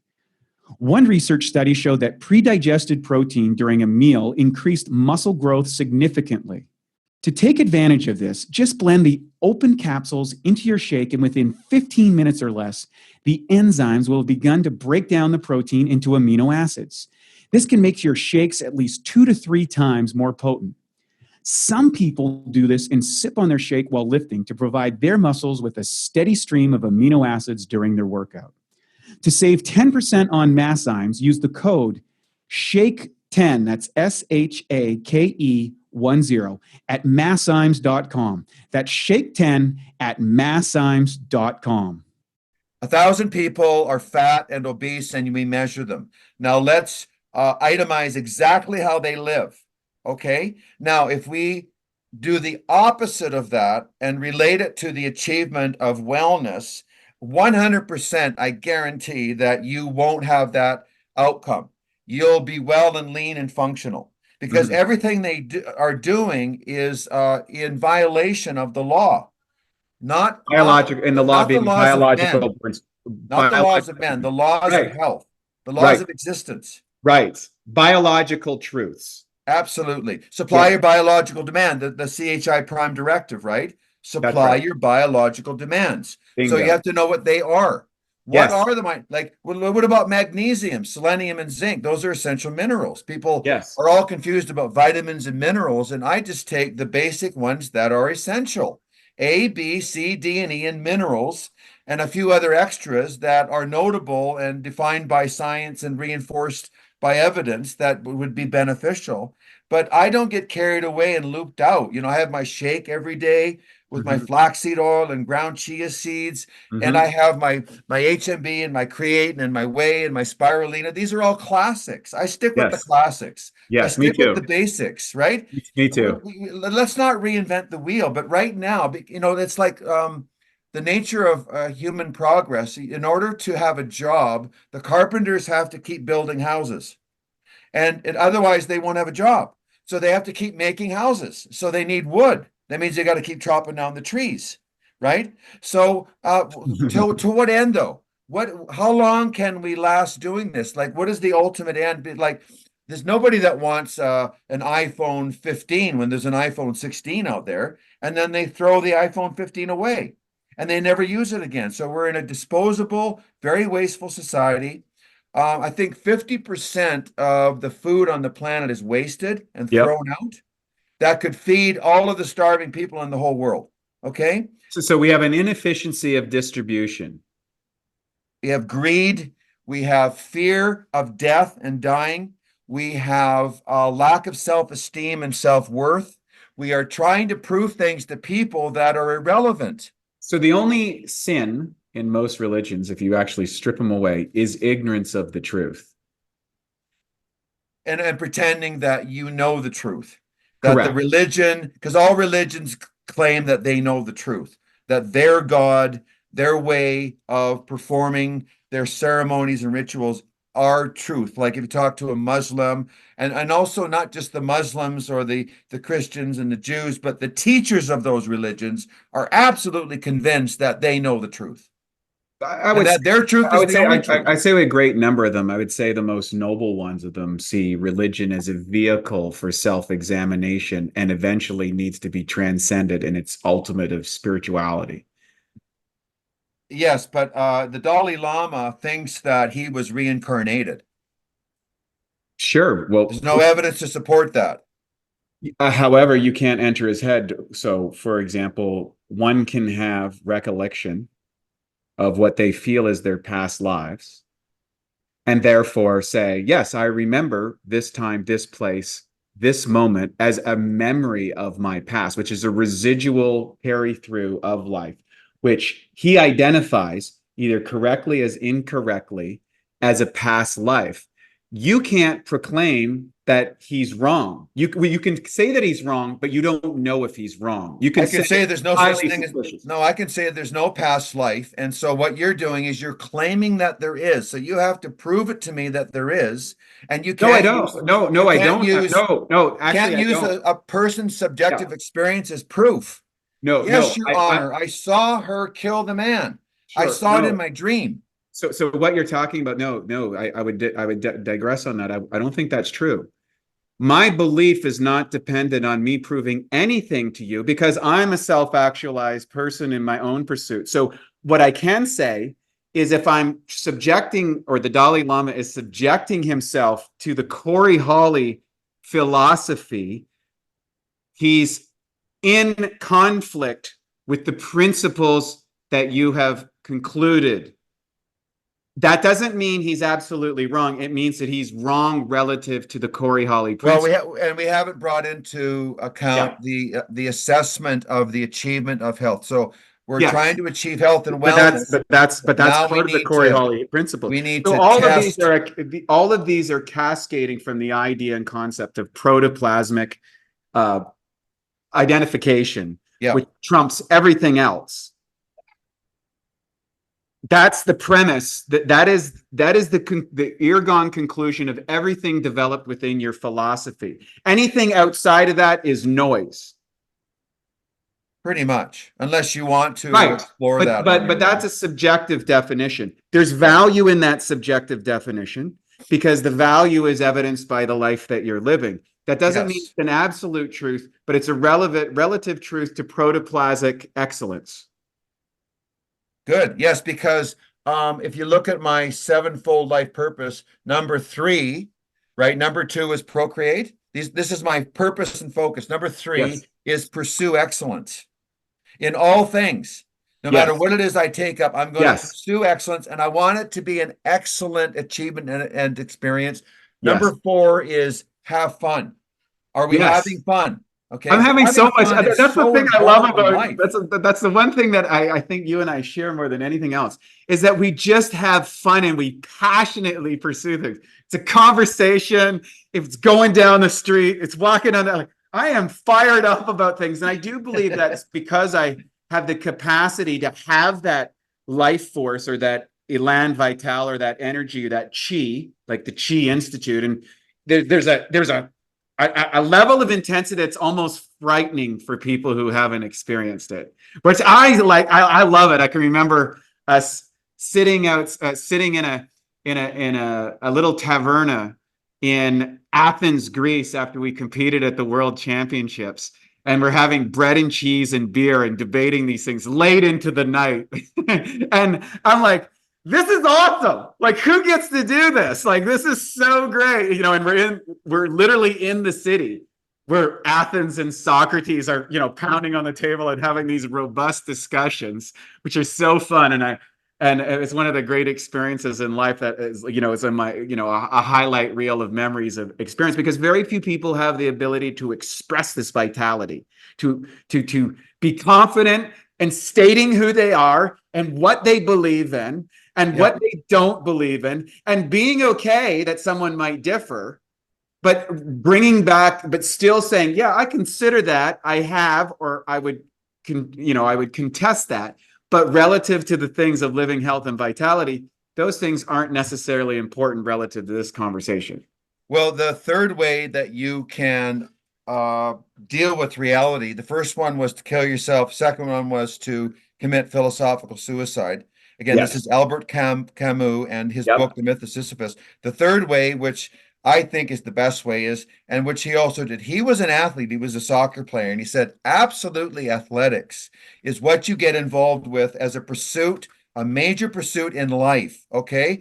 Now you also pursue education, travel. What you do is you fill your life, okay?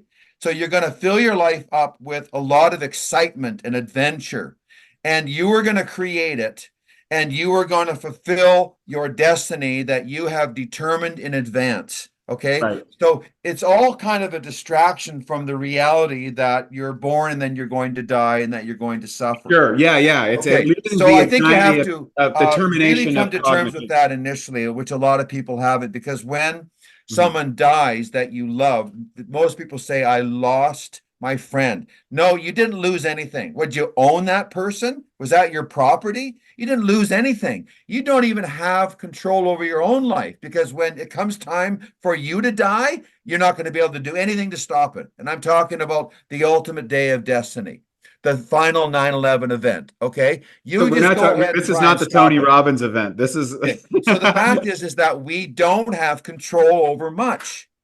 It's like the goldfish in the bowl that can turn this way or that way. But ultimately, the big reality is so far beyond us, right? So what can I do in my little bubble of existence, my fishbowl of my life, to experience some degree of happiness and joy, right? So number 5 was that I have is serve others. Find great contentment and joy and love in the servitude of other people. I want to talk about that for a second, because I was thinking about this deeply the other day, because I share that same passion. Like, hey, I've learned a bunch of things that are really cool and they've made my life better, and I want to go share them with the world, and I want to do things that do that. And I go, the numbers don't really they don't matter that much, other than it allows me to continue to keep that mission going forward to help people live a healthy life. I get more joy out of reading all the testimonials, and I read them out to our entire team on every second week when we have our team meeting. We're staff in 29 countries. And I got thinking about that. We look at the numbers and okay, that's cool. But then when I hear the testimonials and I envision in my mind the 67-year-old woman that had constipation, and she started using these enzymes and hydrating herself better, and all of a sudden she doesn't have constipation anymore, and now she can go play bridge with her friends. And that's great. And I go, what is it? What is it?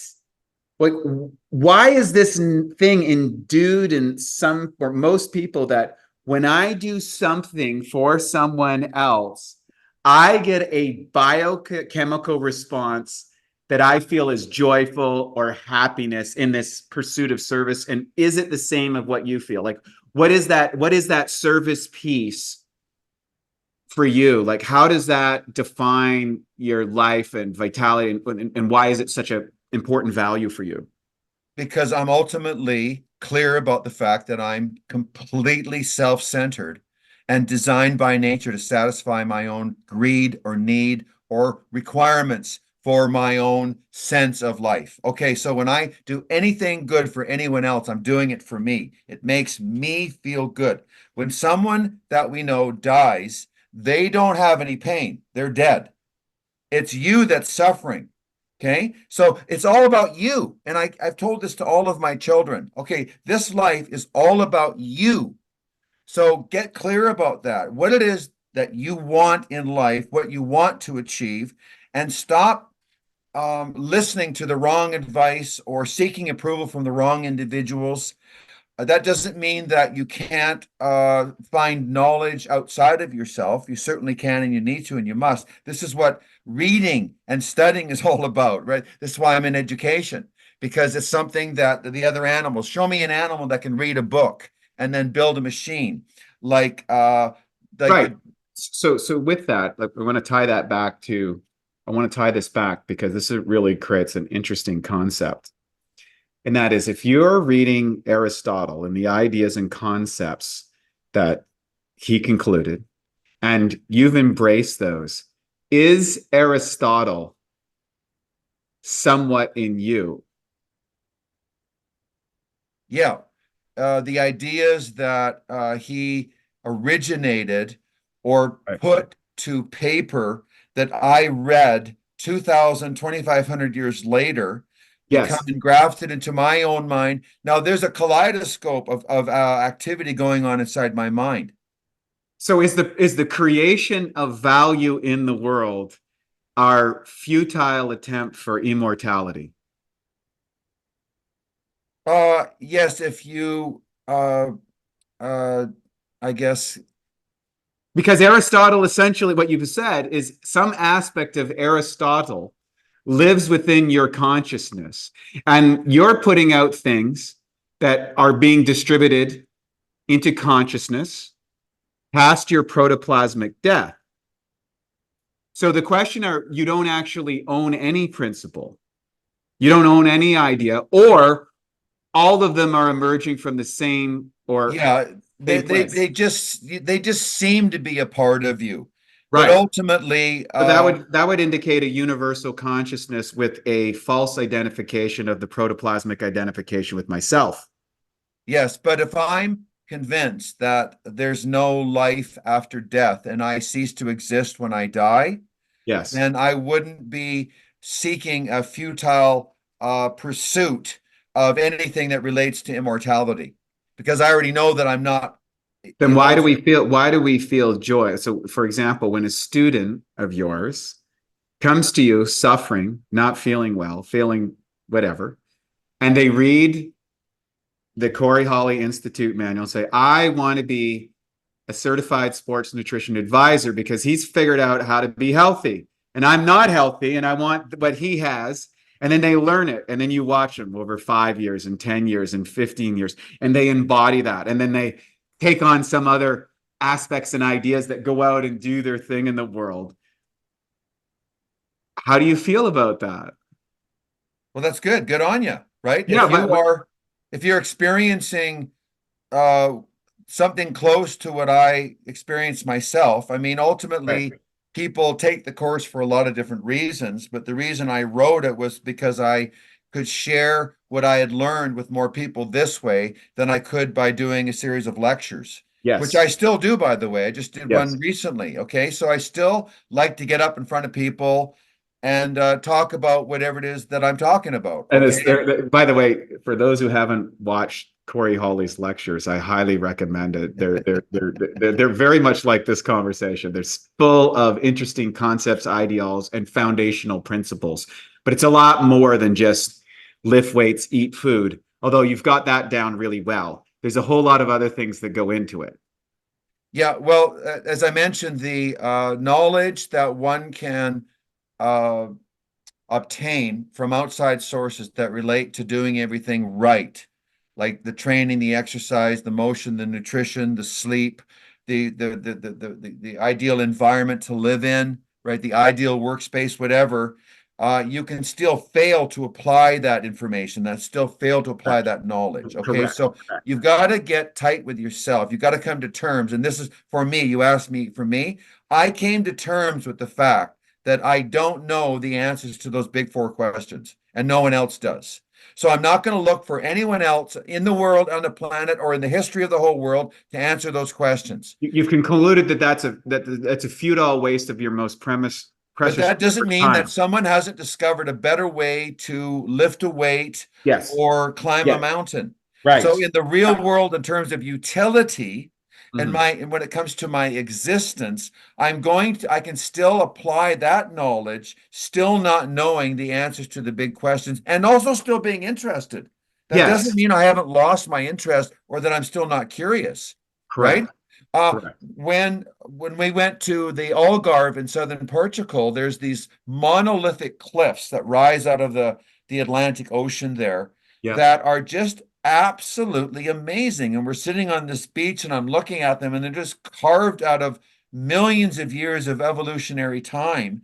And I'm absolutely amazed. And then when we went kayaking and we were out in the ocean and then the sun was coming down and the sky lit up and it was just an absolutely incredible experience with which is indefinable. But I like that kind of experience and the fact that I'm well enough to be able to be out there kayaking, to have traveled there, and also to have the sensibility of keeping my mouth shut and staying out of trouble because we ended up in this place one night called Pink Street where you could get into a lot of trouble if you wanted, partying with huge numbers of people. So that's another important element of my life philosophy is that um, you need to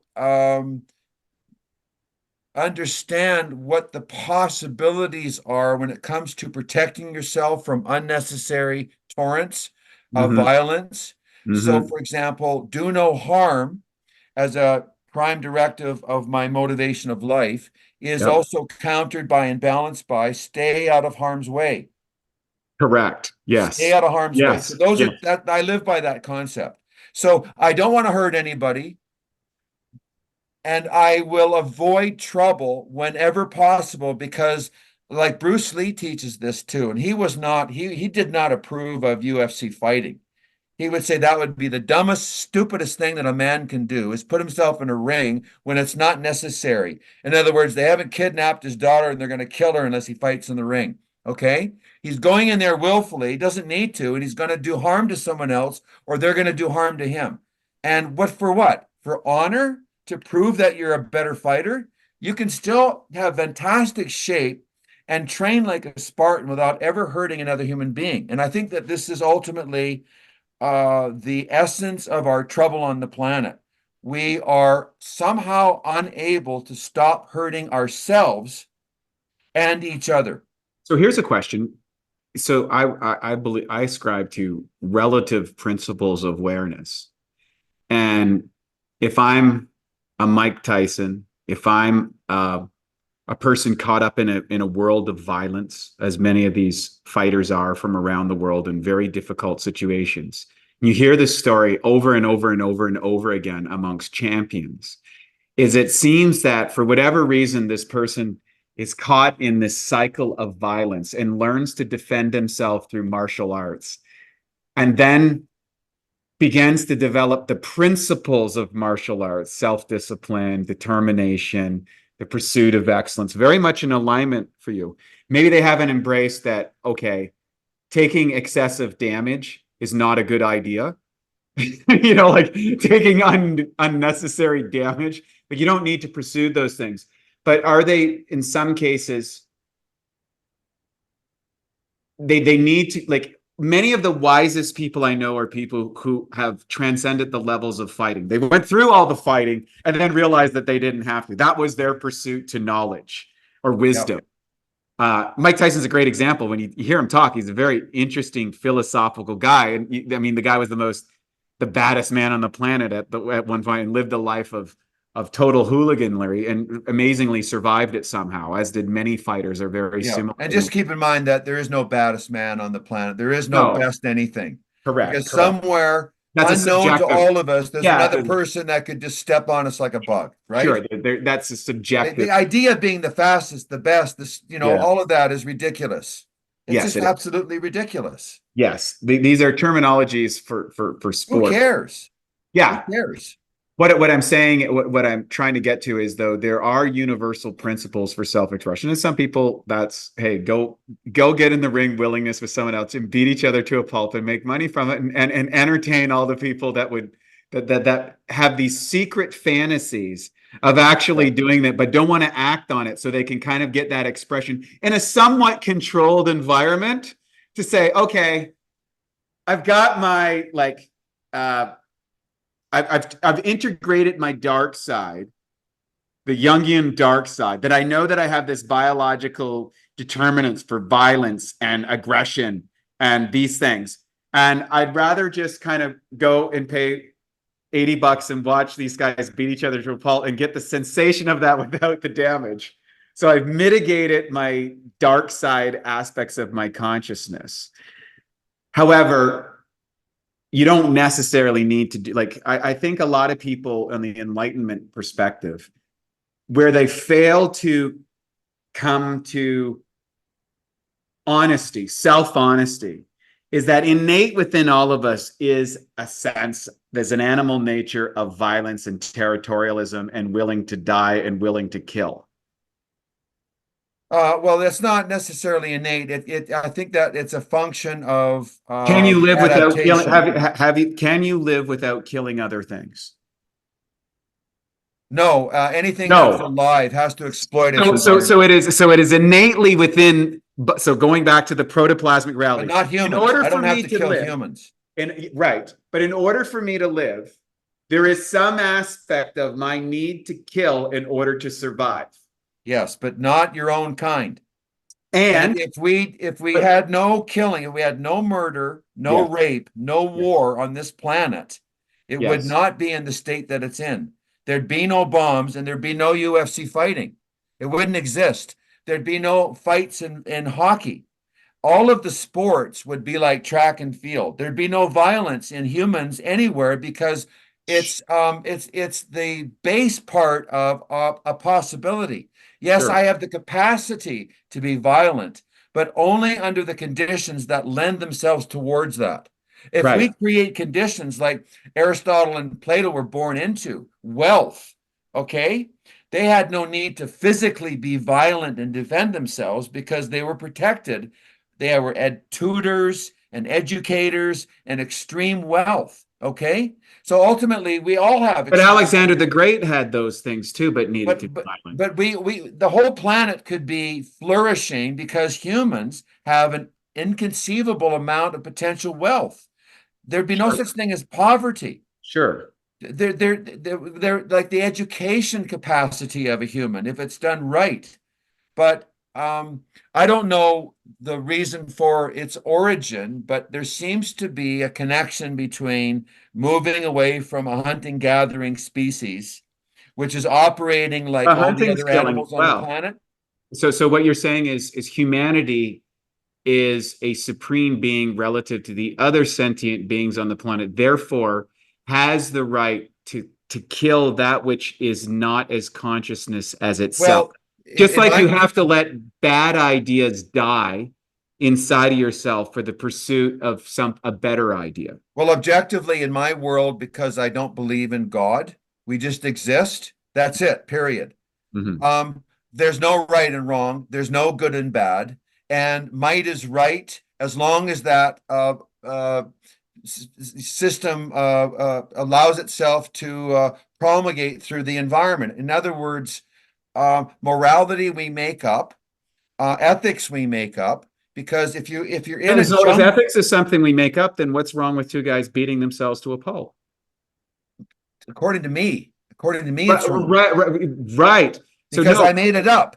Right. Because I have my own sense of morality. And I'm saying that, like Spock would say, or the Vulcans, it is illogical to kill each other as opposed to flourishing in a nonviolent Right. environment. But how did they There's come to less that? But suffering. they came to that conclusion through the pursuit of radical violence to its end and discovered that, hey, let's not do this. We need to go to rationality. So Yes. your perception is based on an evolutionary limitation of where we are now, not necessarily where we can be as a human race. And there seems like there's a variance of experimentations going forward through time that is maybe waxing and waning. I don't believe that we are linearly progressing through time, which is one of the principles that a lot of people believe in the Newtonian paradigm. A goes to B, B goes to C, C goes to D. Ergo, we can draw conclusions based on who shot the original pool ball. Nobody knows. It just happened. So what I would say that the philosophy of rank materialism and a derivative of that using Newtonian-based physics is a valuable paradigm to a certain extent, and you've already seeded that space. You've seeded that space because you've said, you know what? Those things, those big things in life are irrelevant to this. I can't prove them. I can't touch them. I can't see them. I can't replicate them. Therefore, they're BS. No, I'm not saying they're BS. I'm not saying that knowledge is unknowable. No, but you're saying, say, the esoteric ideas that aren't provable by the Newtonian paradigm are. What I see is people flaking out when it comes to the duty of looking after themselves, and that's because they're too focused on these other issues that are impossible to know. So you're spending all your time and energy on X as opposed to focusing on what it takes to be well as a human being. And that is your sole duty. That is your responsibility. You are also responsible for being independent and not sponging off anybody and not being a fucking parasite, because you are a human. You're designed by nature to be autonomous and self-reliant, and you have consciousness. Right, but self-reliance is an ideas. Self-reliance is only extensible to the responsibility I take for my life. We've known throughout history that self-reliant, like, for example, in tribal society, which you referred to, and a hunter-gatherer cycle, excommunication from the tribe meant certain death. No, you're thinking in agricultural terms. Go back before agriculture. Nomadic. There's no possession. There's no so you land, fall there's down. no money, and there's no government. There's Well, no government. we don't know that. There is Yes, we do. Yeah, there's a tribal society. People organize themselves in a tribal relationship. There was very few people wandering the earth solely by themselves. And we know this to be true because how the hell did we get there? You had to meet another female at least to create enough people to go for. And then you have a group of two people. So in order to pass your genes through time, you have to create a tribe of at least two. And then when you bring forth the responsibility of a child, then you have a tribe of 3 or 4 or 10 or whatever. And then those groups may be in competition with each other, sibling rivalries, all of that sort of stuff, or they may operate in cooperation. So I do believe that there is an evolutionary limitation to maybe cooperation within a tribal society. And then we had tribal societies, they moved to city-states moved to nation-states. Nation-states were defined by language. That all came after agriculture, not and prior then to. Now we have the emergence of what I call digital republics. And that is people are dominated for these artificially intelligent machineries, algorithms, digital equipment, electrical transmissions across the world, beamed into satellites, into computers, re-represented into close approximations of human conduct, but not actual. They replicate a great part of it, right? But they're not absolutely protoplasmic reality. And this new emergence of human organization has both some benefits and severe consequences in that the fringes now have, I guess, civilization ending potential. Yeah. Now I'm referring to more of an egalitarian cooperation of smart humans that understand that violence would reduce their possibility of survival. And so the inclination to be violent would be a function of coming to terms with reality. What is the important thing here, people? Getting food, period. Just like all the other animals on the planet right now. Now, if you live your life and all you do is focus on getting food, which we don't do.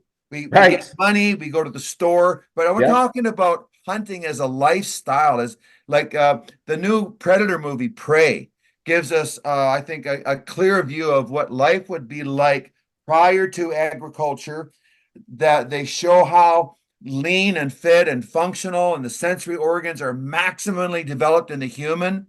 We're unbelievably sharp and filled with life and vitality, just like if you can think of a tiger in its best form out in nature. Okay, so how is that tiger trying to be in shape, or is it in shape as a consequence of necessity?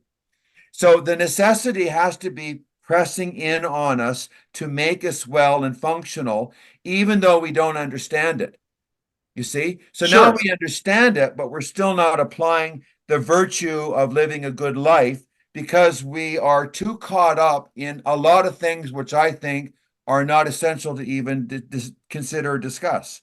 So there's a great myth. Prometheus brought fire to humanity, and fire being one of the engines of civilization, which changed that which we could consume. Yeah. And that which we could create. Right. But again, that's so I look at, I don't think there's absolutes. I think there's trade-offs. I think But you just said an absolute. You just said, I don't think there's absolutes. That's an absolute. You just said it. Yeah, true. All statements are subjective. Of course. Right. So then therefore, all philosophies are subjected to an artificial construct, and that construct has relative degrees of value. Yeah. And those values are determined by what you want to achieve in life. So another aspect of the Cory Holly philosophy is that do no harm and avoid places which put you at undue risk of harm happening to you for someone who doesn't share the same values. You're okay in understanding that other people don't have the same values of Cory Holly. They may think going around the world and punching people in the head is a good thing. It's fun. 100%. They're really good at it. And so you're not blind to the fact that other people have maybe suboptimal ideas for living.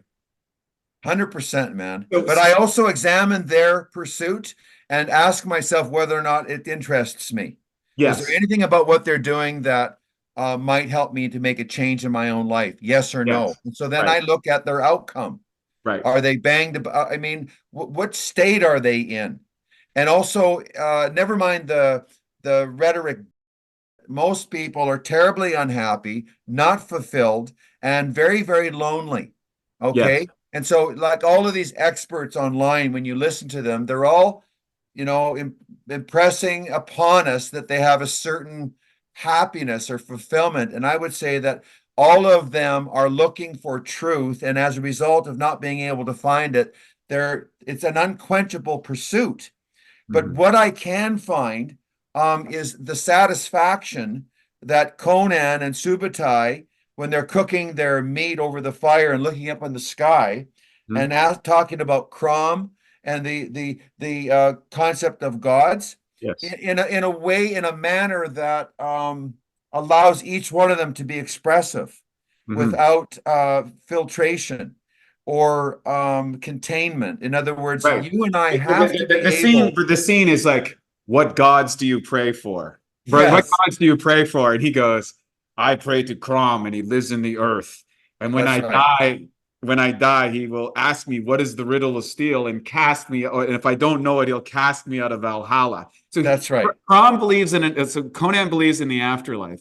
And then Subutai says, oh yeah, I got you trumped here.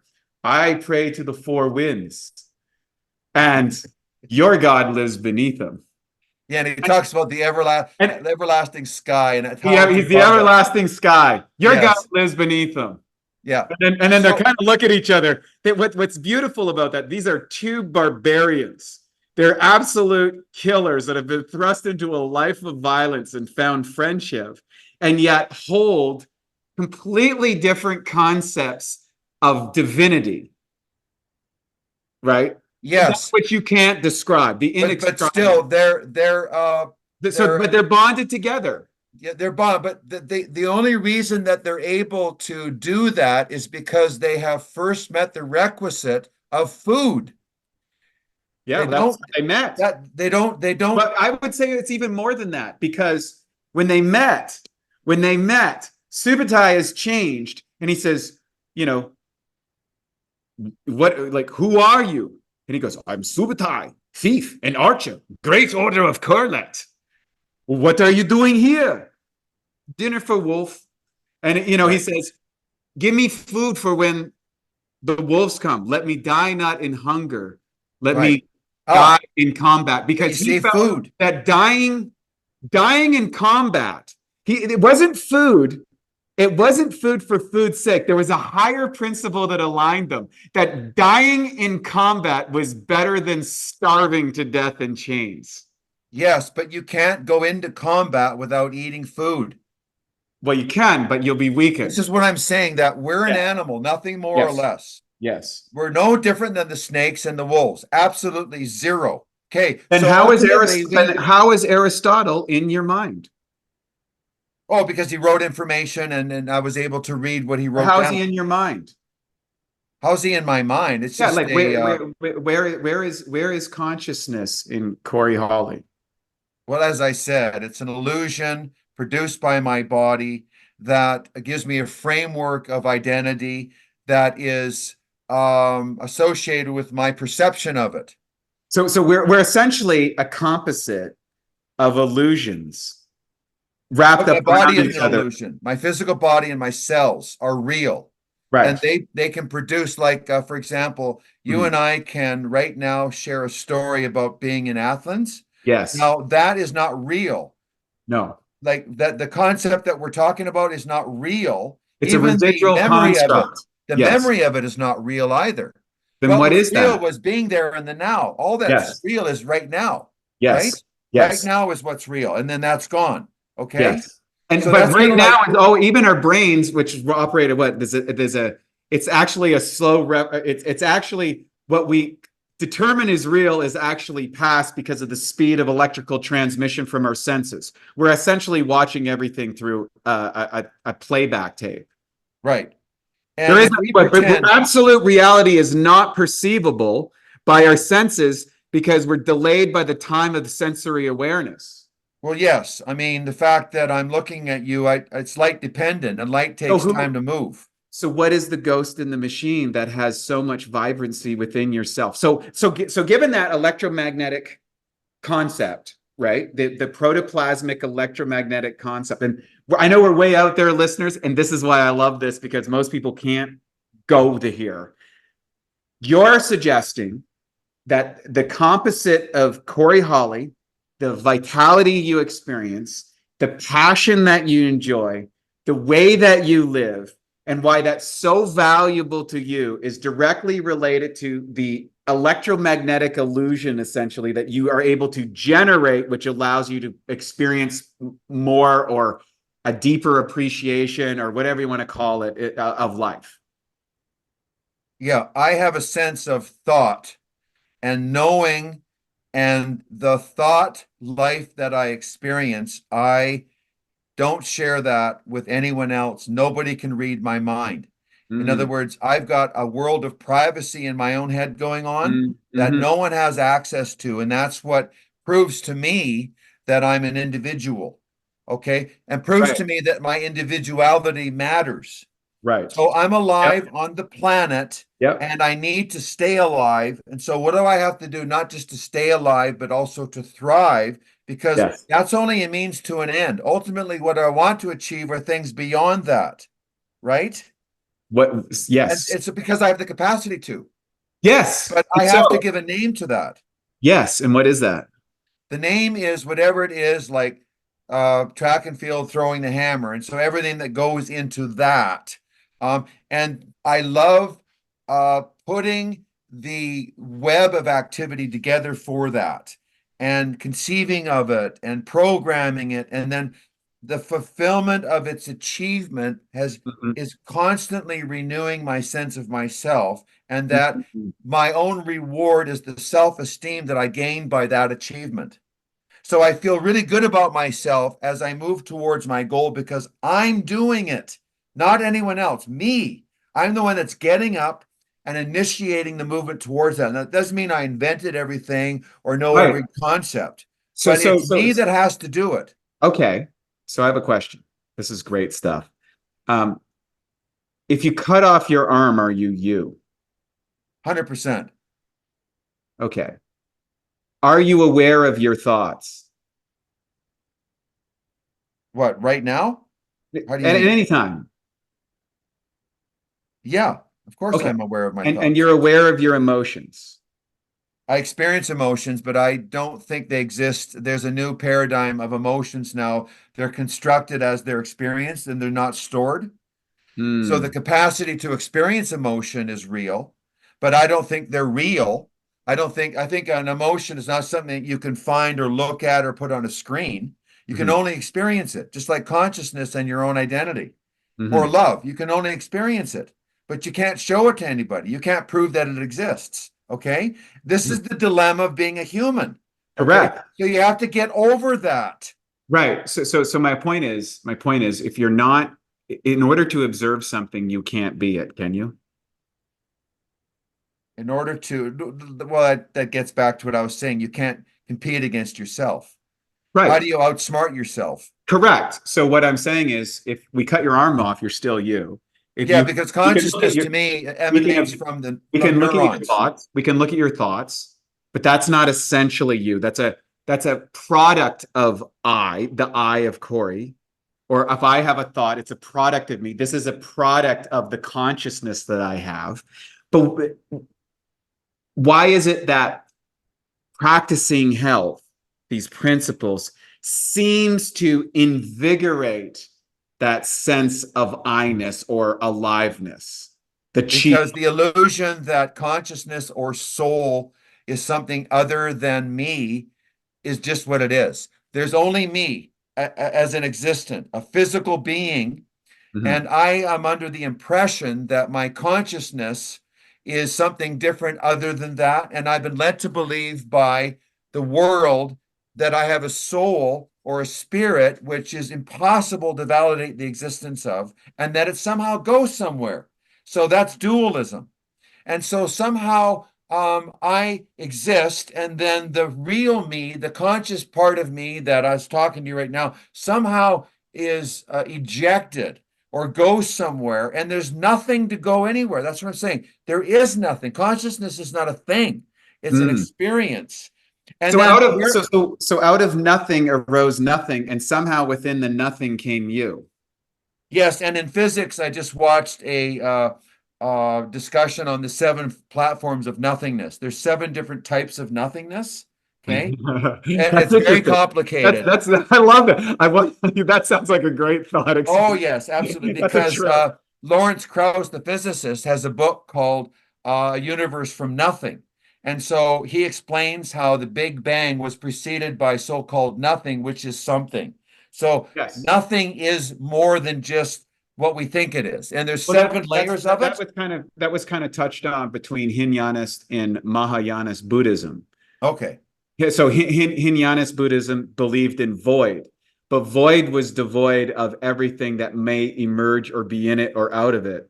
So the Mahayana Buddhists said, oh no, there's something beyond void, which is allness, because out of void emerges this, and back to void we go.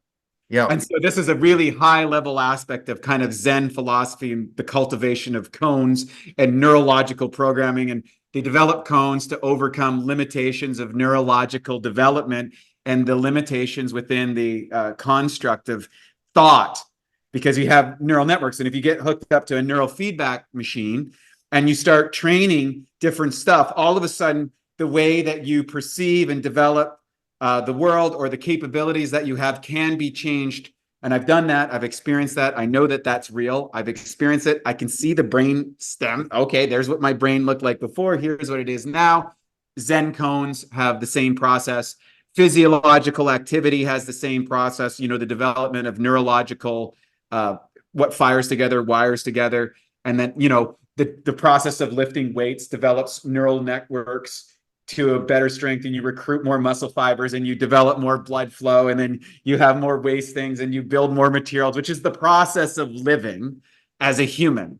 Yes. And so the principles stemming esoterics aside, which are important, but not as important as the maintenance of the protoplasm, because you can't even consider them in Cory's world if you don't have protoplasm. Right, because you no longer exist. Right. Yeah, that's right. Yes. And and where I agree with you is I believe I existed before Wade came, and Wade will die, and I will return to that I, which I'm irrelevant. Just like a memory from the past. Like, I don't know what I did on the 4th day of grade 1. I had a 4th grade of grade 1. I don't know what I did on that. I don't know where I sat. I don't know what I wore. I don't know how I got to school. I've got some ideas of how I did, but I have no, maybe I was sick. I don't know. You know, maybe I stayed home that day, right? Yeah. Maybe I got kicked out of class for talking too much, probably. But it's as irrelevant to I in this moment as to what I see is my own demise. My own demise is irrelevant in the universal thing, but I might as well enjoy while I'm here. Right. Okay. I might as well enjoy my illusion. Yeah. Well, you're convinced for whatever reason of that proposition. Yes. And I acknowledge experiential reality. I acknowledge you as a free spirit, as a free agent, as an individual with the ability to create your own concept of what reality means to you. So the criticism that I would have in my mind that I would not necessarily share or say would be, I would look at your life in intimate detail if I could. And then I would say, yes, I like what I see there. That guy's well, he's whole, he's happy. In spite of living in a world filled with suffering and pain, he's found a place to be complete. And he also likes himself. And he's not at war with himself or other people or the world. And he doesn't want to kill for any reason. Right? Yeah. And that's what I find so interesting about what we share, because we share so many common elements. And on the esoteric side, we're polar opposites, but we both come to similar conclusions relative to the function of the protoplasm. And that's one of the reasons why I wanted to get into a spirited conversation for our listeners about this, because the philosophical ideas that are permeating and paralyzing people of making other people wrong or themselves right, or condemning some ideology or embracing one ideology, are not as important. In fact, are maybe a necessary component of experiencing a robust life and uniqueness and novelty of, hey, I can go to Bali and walk around and see the Balinese doing all these ceremonies to their gods, and I go, I have no idea what's going on here, but the incense smells good. You know, like I can extract one aspect. I don't understand. I'm very clear that they're seeing a different world than I am.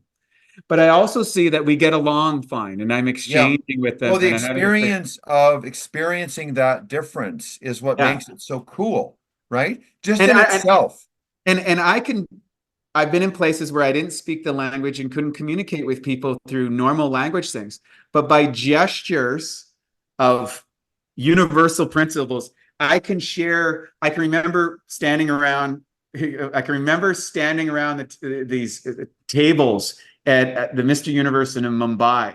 And so I'm gathered around, there's all these people from around the world. We don't speak the languages, but we all know how hard it was to get here. And we're all, did all the work to be physically qualified to go to that event. but we're standing around the food afterwards because we've starved, so we've subjected ourselves to, restriction as a bodybuilder does. And now we've taken the restrictions off temporarily to do what we want, to have our animal nature. And what's so interesting, I'll never forget just looking at all these people. I couldn't communicate them anyways, but we're all smiling and acknowledging each other because there's a respect for our competitor of what they did to get there. And there's a universal connectedness between each other, despite our different beliefs, despite our different languages, despite our different religious belief, our customs, our philosophy, our diet. All of those things are irrelevant in the moment that there's a genuine human connection that you get in sport and in life. And that is, to me, what is the essence of living, is to be able to acknowledge that as much as possible and pursue it and to share it. Yeah. Well, if there's joy as a consequence of the action, I think you're on the right track. So like if you go into a cage and one person is going to try and win and beat each other up, that the champion is going to be victorious, his hands will up, everyone will be cheering, but then the family and all of the friends of the person that lost and with head beat in, let's say he's got a concussion or something was broken, there's going to be sorrow as a consequence of that experience, right? But So how many has fighters to be complete for the entire group, right? Sure, but how many of those fighters I've seen after contests who have fought each other to the death almost? Well, first off, what's fascinating about that situation is I watch UFC and people will fight and they're just about killing each other, and immediately when the bell rings, they hug each other as if they're best friends and like, okay, good fight. And they actually make, at the highest level, they're actually making money from this pursuit. They're supporting their families. So they're actually in business together by beating each other. I'm not saying that's a great way to live, but I find, and then many of them become friends afterwards because they tested each other to the limit. That's a value that the value of testing their physical limits in that area seems to supersede the damage they take in that pursuit. Yeah. Well, I guess by nature I'm a pacifist and I find human violence detestable. Yes. And when it's unnecessary Yes. and avoidable, then I find that is moronic and idiotic and of the lower nature of the beast. Sure. The higher nature of the beast. All of the smartest people in the history of the world are not physical beasts and out there trying to kill people. They're intellectuals, right? And the greatest achievements in our species are intellectual. Whether it's in science or architecture or cosmology I would or say microbiology. I would test that. I would say that's not necessarily true. I think it's more common. I would say that if we're looking at procreation, going back to the idea of putting thought into time that creates joy or creates the creative process where you come up with ideas and share those ideas and distribute those ideas in existence. If we look historically, and I know a lot of people would challenge this, but if you look at, say, Hinduism, Buddhism, Christianity, as taught by the individuals who religions rolled around, the principles behind those, they have influenced societies for thousands of years. The highest principles that you talked about, the philosophical principles of Aristotle, much of the science of those observations was incorrect, but the principles of observation are still pervasive in the human condition. So there's essential truths below science, below religion, below that are important to embody.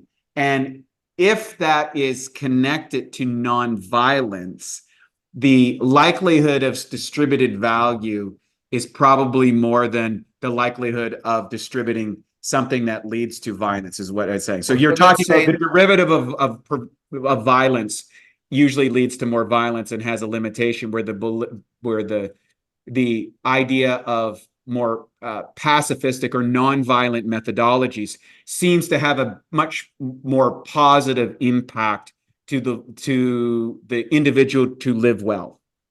Yeah. Yes. So the basic premise of naturopathy or medicine, do no harm, and it's to save lives.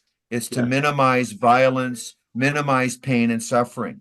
So your premise then would be to act in such a way so that no violence occurs as a consequence of your direct action.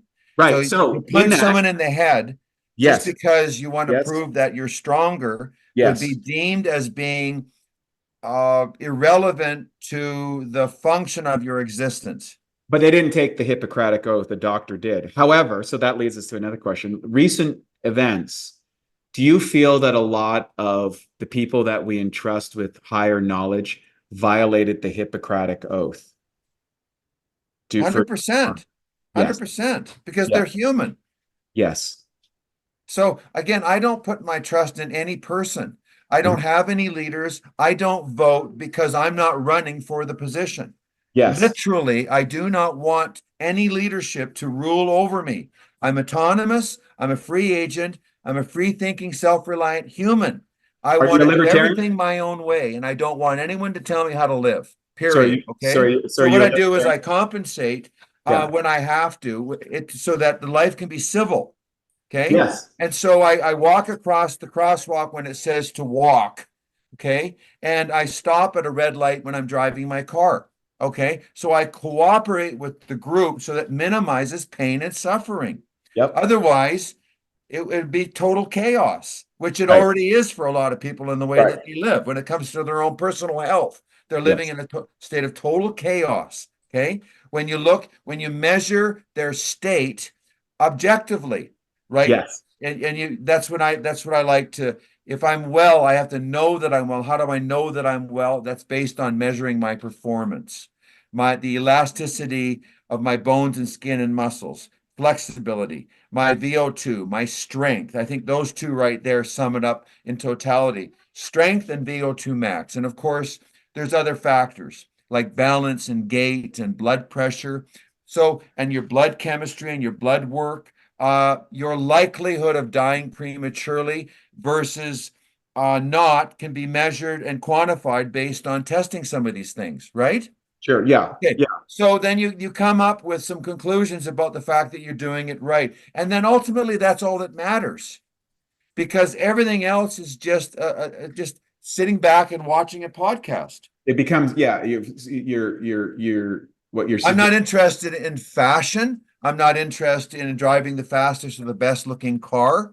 I'm just not interested in any of the things that most people seem to be preoccupied by, or what Oprah has to say, or what almost anyone out there in the media world is saying or talking about, because to me, it's completely irrelevant. None of it's about real health issues. It's not about teaching people how to get well and strong and fit and staying on track, which to me is what it's all about. Right. On those hierarchy of values and your daily routine, what is the daily routine that you adhere to, that you've cultivated over the course of your life to have such a robust level of health and vitality and cognitive capability? Because all of those things have innate value to the human. And there's zero argument, I think, among most people. Anyone that says that those aren't valuable, I think, is really kidding themselves, like on a really diametrically dishonest way. And you're embracing those things, you're living those things, you express those things, you teach those things, you share those things, you investigate those things, and you've, I would say, mastered those things. So what is, Cory, if someone comes to you in their life and say, how do I be like Cory Holly? How do I live as vibrant, enthusiastic, as full of love, as full as energy, to have my cognitive faculties, to have pursuits that don't hurt other people, that allow me maximum vitality and health and the capacity to experience this thing as life for as long as I possibly can? Well, that's What is my that? first book it's called Recipe for Health. Mm-hmm. And there were 10 factors that came out of my mind onto the pages, right? These are the things that I think I have to do well in order to be well, right? One of Yes. them is it's just fresh air. How much Right. fresh air do you get? And so where I get my fresh air is up in the mountains hiking or Yes. by the lakes and streams. So Yes. it's not going to happen if I'm living downtown in Vancouver or in an urban environment. That's relatively fresh, but it's not as fresh and clean. And then when you get out and get your fresh air, you're also moving, you're improving your respiration. There's a lot to be said about movement in itself, of course. Yep. So that's one of the basic principles. So I Yep. guess my life is dedicated towards the fulfillment of those principles, Yeah, it is. right? And nutrition, movement, exercise, rest, relaxation, sleep, quantity, quality, all of these things, like a juggling act. So all of them, I want to keep doing better and better. And then as I age, I'm realizing that no matter how good I am at doing them, I'm going to experience a decrease in my performance. Right. So I have to be cautious and not too overbearing, and also understand the limits of my own existence. Otherwise, I'll get injured or damaged or prematurely die. And Yes. then I will have failed at trying to achieve my goal, which is to live with maximum quality of life. Yeah, I think that's one of the advantages of sports, in that if you really pursue sports from an early stage in life, you hit a period where you start to see the decline in your athletic ability relative to that sport. You peak, but you peak in that much earlier than, say, people peak in a professional career. Yes. So there's a level of awareness that, oh, I'm not the same athlete that I was when I was 25 years old. I'm 35. I'm not as good as I was 25. I may be able to offset that through superior technology, but I'm on a decline. At 50, I'm not as good as 25. At 60, like there's a reality that comes. Yes, to but it was athletes. never about being good. It was about enjoying. So I'm experiencing the same level of satisfaction right now that I was when I was 6 years old. I'm loving the enjoyment of the sport. Correct. And that's always been what the goal was. Yeah, not to win or to be the best in the world. No, that wasn't my point. My point was that I believe that athletes have an advantage of recognizing the decline of physicality over time because they peak physically relatively early relative to the length of life. There's very few 80-year-olds in the Olympics. There's none. No. There's very few 50-year-olds in professional sports. Right. Almost no 40-year-olds. Right. So if you look at the distribution of populations in high level athletic accomplishment or pursuit, they disproportionately drop off after the mid-20s. They decline because you reach protoplasmic limits, and that's it. And then you start offsetting, and that usually comes into, okay, how do most athletes eventually move to, well, how do I live well then? I realize I can't go and throw footballs down the field, or I can't run as fast as I used, but I like running, and I like throwing footballs, or I like throwing hammers. I like doing these things just for the pursuit of it. How do I continue to do this? And most of them graduate to the level of, well, how do I optimize my health? How do I get more juice out of it? Well, it's also choosing activities that I can do from cradle to grave. In other words, as a protoplasmic which is why I love entity, weights. I'm not going to choose anything that exceeds my limits or capacity to fulfill them. So that's part of what's contained by these laws of health. Right? That's why I love weight training. What's that? That's why I loved weight training, because you can train up to the day that you die. Yeah, that like the relative value to risk of injury in proper weight training is, in my opinion, disproportionate to almost any other pursuit. Absolutely. Yeah. It's a very safe sport. And but you contained it by stating that if you do it properly, right? Because you can do it improperly. Well, you discover quickly. You discover quickly if you do it improperly, there's very significant consequence which disrupt. Yes. The first time you injure yourself weight training, usually as a young guy trying to lift too much weight, and we've all done that, you go, wait a second, I'm violating some principle of biomechanics or physiology or neurology. Something I'm doing here, based on the pain I'm experiencing, is telling me, don't do this. And so you seek out someone who can do this. Like I remember meeting a bodybuilder. I was competing in a contest in the British Columbia Championships, And this fella was 65 years old, and he was competing in the same category as me. He was a former North American champion, and he had an amazing physique. And I remember for the first time in my life, I've never seen a guy that old look that good. And and I was like, wow, and I was like, oh, this is something I can do for the rest of my life. Like, I remember that specific moment. It dawned on me. Wow, I had an example of something to move towards in life. And I was like, wow, weight training is so cool. I've never met a 65-year-old athlete. Right. And so I realized that the paradigm that was brought on to me by my social group, my peer group, by society itself was incorrect, because here was an example of someone who wasn't aligned with the accepted paradigm of what's possible.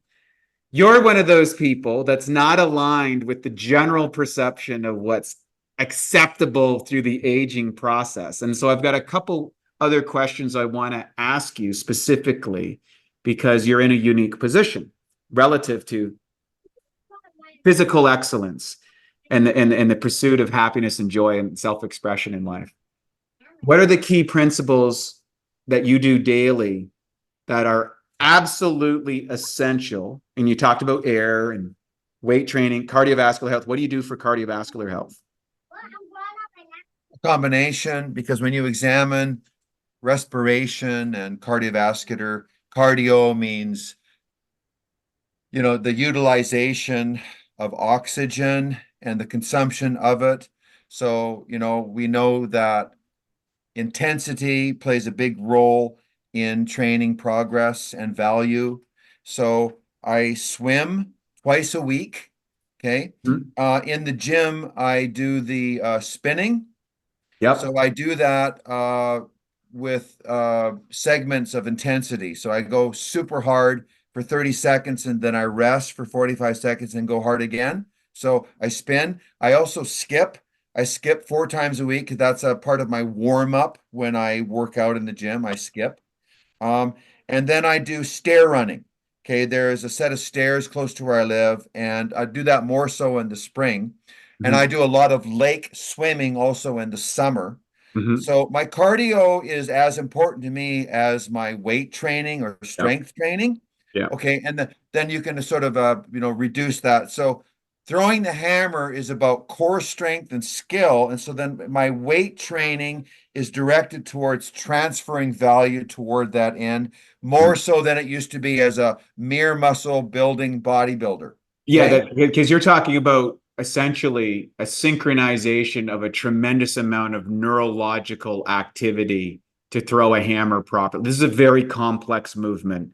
As a human being. It's a very complex movement. I also don't drive. I don't have a car, and I live the blue zone lifestyle. So everything is accessible to me within 5 kilometers. I walk to the gym. I train for an hour and a half, and I walk home. That's 2 kilometers each way. Now, we know that when you walk after eating, I go for a walk every night after I eat. It's clockwork. It's as predictive as you can imagine. But I also walk to the market to buy food. I walk to the health food store. I walk everywhere. It's funny. I do the same thing. I do have cars.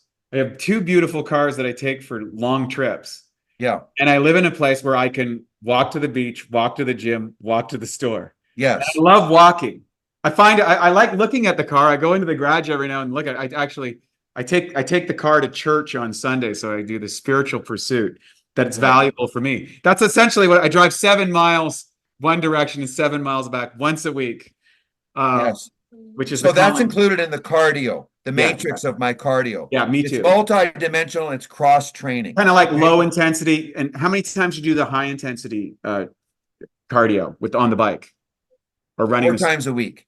4 times a week. And for what duration? Because I go to the gym 4 times a week. Okay. Right. So my gym workout is 5 phases. I have a warm up where I do my hammer throwing rotation movements and a full warm. My warm up is more intense than some people say than most people's workouts. My warm up for the workout. Okay. Yes. Then I go into weights, resistance training, and I do one body part, legs, back, chest, or shoulders. Then I do core training. Okay. Then I do cardio, and then I finish off with a full stretch. So sort of like a yoga style stretch, but it's mixed. Martial arts, all of the sports that I've learned stretch movements from, I sort of do a mix of that. So each segment is about 20 minutes. Yep. So in my cardio segment in the gym, I use a spinner.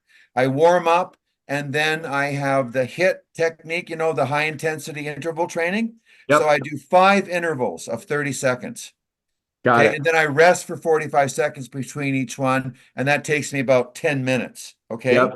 Okay. Yep. So that's 4 times a week. Twice a week, I go to the pool and do sprints in the pool. So they're 25-meter sprints. I do 10 of those. Yep. And I rest between each one because I'm convinced, especially me, I'm a hammer thrower. It's about speed. It's not about endurance. Yes. And all of my life, I've realized that I'm not really an endurance athlete. I'm more of a short spurt, intense. That's where the excitement for me is. I like to go hard and short, right? Not long like a marathon. But right? you're more of a mesomorphic body I type. also hike at least once or twice a week. Hike. And these are hikes that go up hills and down hills and around corners. And what you're walking on is uneven terrain. Yep. So balance, coordination. Yeah, absolutely. So that's, I guess, would be part of my cardio. Yep. Okay. Yep. So then I think that because I'm a modern domesticated human, I'm using the experience of exercise and activity to compensate for being inactive, for sitting in front of a computer and watching TV and all the rest of it, right? Yeah, because part of, I would say, part of that what makes I is also the wrestling in one's mind with thoughts, ideas, psychologies, the pursuit of knowledge and wisdom. Yes. Those are also aspects. Those are the non-physical elements. Yes. Which I have a designated time for. And so when I woke from my walk at nighttime, I listened to an audiobook, right? Yes. When I walk to the gym, I'm listening to an audiobook. Yes. And then I also have a time designated in my life schedule where I sit down in front of a physical book, not an audio, but a physical, and read the pages. It's striking to me how similar our pursuits are. Oh, yeah. It's wild. It's really wild. Like many of the things that you've concluded are very similar to the things that I've concluded. Well, when I wake up in the morning, I urinate and then I drink a large glass of water.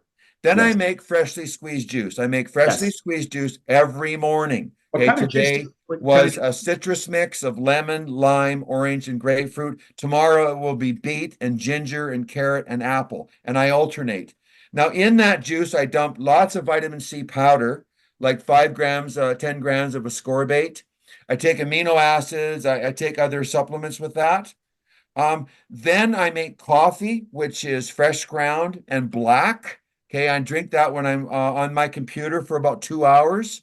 Yep. Okay, managing my school, looking at Facebook, whatever. Okay, then I have a protein shake, okay, which is about 50 or 60 grams of protein, 4 tablespoons of flaxseed oil, a tablespoon of ground chia, and then creatine and H&B and spirulina. I use whey protein isolate. And then I have another glass of water about an hour later, and then I go to the gym and work out and do that workout I talked about. Then I come home and have my robot lunch, which is the same thing every single day. 13 different vegetables of different colors, all raw, with a homemade salad dressing and goat feta and avocado on top, and onions and celery and radishes and tomatoes, right? All raw, all alive, with sardines. I have a tin of sardines, okay? Usually from Portugal or Canada, and they're either in olive oil or they're in water, okay? Because I'm concerned about bad oils and everything. Okay? That's my lunch. So then between my lunch and my dinner, and I don't have lunch, I don't have a solid food meal until around 2 or 3. Okay, other than before that was liquid. At my coffee, my water, my juice, and my shake. Okay, all liquid. Take my vitamins with my shake too. Shake and take, right? Lots of vitamins essential.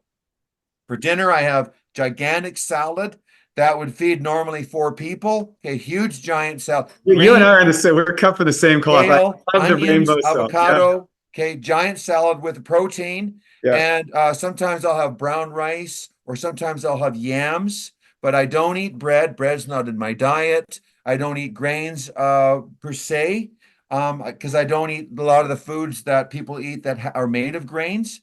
I Back just to have the yams and brown rice. unprocessed food.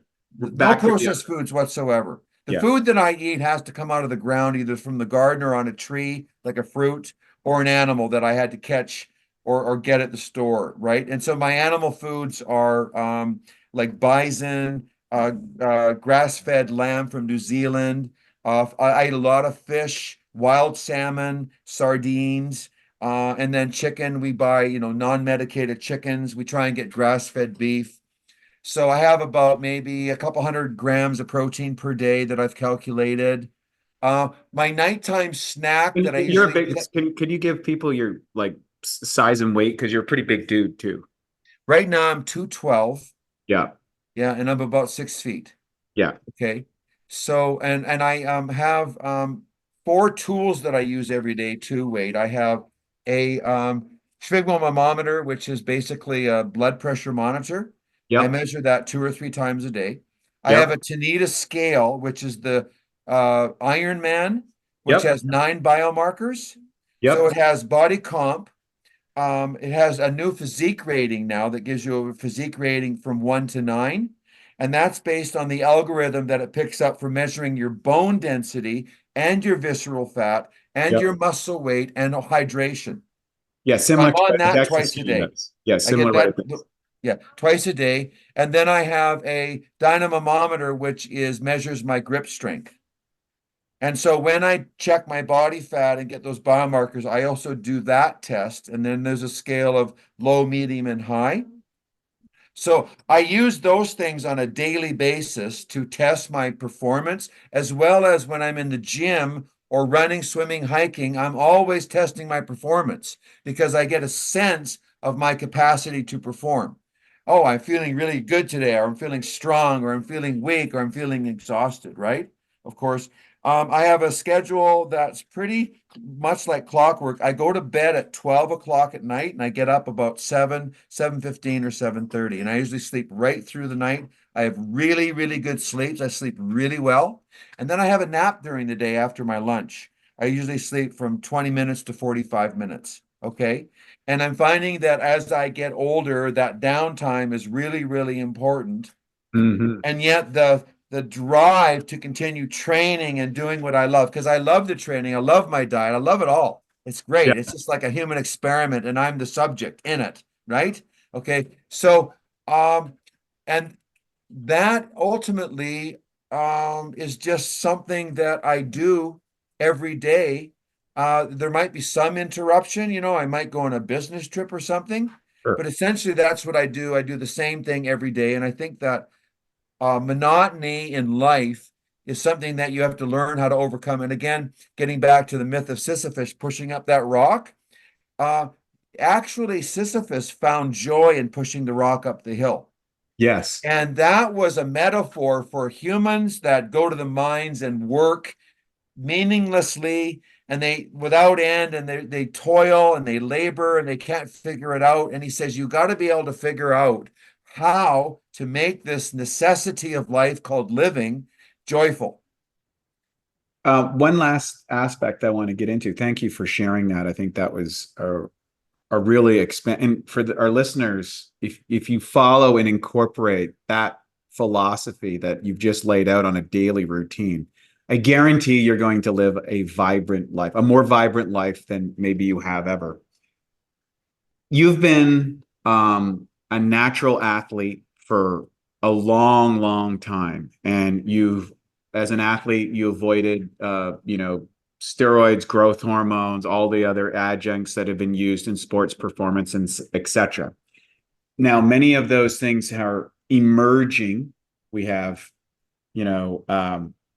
hormone replacement therapy. We have gene therapy. We have stem cells, V cells, exosomes, peptides, all of these things, the plethora of scientific developments that could potentially enhance or help recovery, improve our quality of life. Where do you stand on that as a practitioner of health and vitality, and where do you think they're appropriately used, if so, or not? Where is that in your philosophy now? Well, my Chet Yorton was the one bodybuilder of three that built Arnold, and he was the father of natural bodybuilding. He's like Steve Reeves. Yes. Okay, if you check this guy out online, absolutely amazing. Chet Yorton. Okay. Yeah. And he had a beautiful physique at my age also. Okay. Frank Zane and Serge Nubret were the other two bodybuilders that beat Arnold, but they're all roided out too. Okay. But Arnold doesn't like to mention the Chet Yorton failure or because the guy was natural. He talks about him briefly in Encyclopedia of Body, or when he first experienced that, and I guess it's Education of a Bodybuilder, when he met Chet Yorton. But yes. But he doesn't get into but he never really touched on the hormonal augmentation. No. So I at a young age, when everyone was taking steroids and they were legal, I was 17 years old. This is I guess when the sprinter from Canada tested positive at Ben Johnson. Ben Johnson, pre Ben Johnson. So steroids are legal. Doctors are prescribing them. You go to a doctor and get tested. Okay. And so I just had an instinctual inclination that it was cheating, cheating somebody, something, somehow. Okay. Yep. It wasn't cool. And because my objective was not to win, it was to be the best I could be. It was also to live and not suffer needlessly and do no harm. Yep. So I convinced myself based on reading. Again, there's that education. I read books. I consulted with experts. Yep. And then I also asked my friends that were taking the steroids, how do they work? And nobody knew. They were just like taking them and they had no idea what they were doing long term. Now, at the end of the day, none of them are training now. Some of them died. They all got into trouble with taking steroids to the level that they caused damage, all of them without exception. And so here I am now, still got my head above water, breathing the air, still loving the training and still training. And in spite of what they said to me at that time that, I should take them. And then I held on to my own sense of right and wrong, my own sense of ethics. Okay. So I decided to be true to myself rather than bend to the will of other people or the pressures around me. Okay. Yep. Okay. So, but now you're 60. So now you're 67 or 66. Yeah, still training. And so do you see a point in time where peptides, V cells, NAD treatments, testosterone replacement therapy has value in your life? Or would you say, no, based on what you've learned, the trade-off is probably not worth it? Well, I went to Germany, and in Heidelberg, I took the cell therapy injections, which is the extract from the fetal amino acids that are unborn. They were taken out and concentrated and then desiccated into a powder. And this was the Paul Niehan's therapy that was being used to treat Down syndrome and various degenerative and autoimmune conditions. But there was a revitalizing aspect to it that some people were taking for that reason. And because it was biological and because there was no real risk involved, I took that. That was by injection in Germany. So that's the live cell therapy. Okay. Did you like it? Did you feel a difference? Oh yeah, I got a sort of but it could have been more placebo. I wasn't tested. I wasn't part of a study or anything. Did you see performance benefits on your? I guess so. I used to take a homeopathic remedy that was derived from porcine testicles. Okay.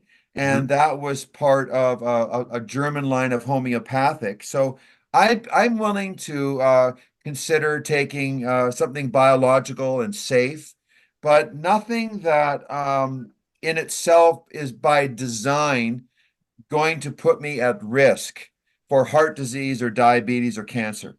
It's just not that important to me. And also, I'd like to achieve by my own means, whatever it is that I can, rather than using outside support that is artificial and synthetic and life-threatening. Yeah. Okay, because I don't know anyone that gets a free ride on taking steroids or amphetamines or thyroid medication. They all have a downside. They all get everyone into trouble. And ultimately, it's just like anything else. When you do cocaine one time or heroin one time, it's not going to destroy you. But steroids, you have to keep taking. And in order to increase value, you have to increase more. You have to keep taking more and more, and then you get side effects. And then you have to take substance for those. It's just like people that take medication now for high blood pressure, for diabetes type 2. They're on like 8, 9 medications.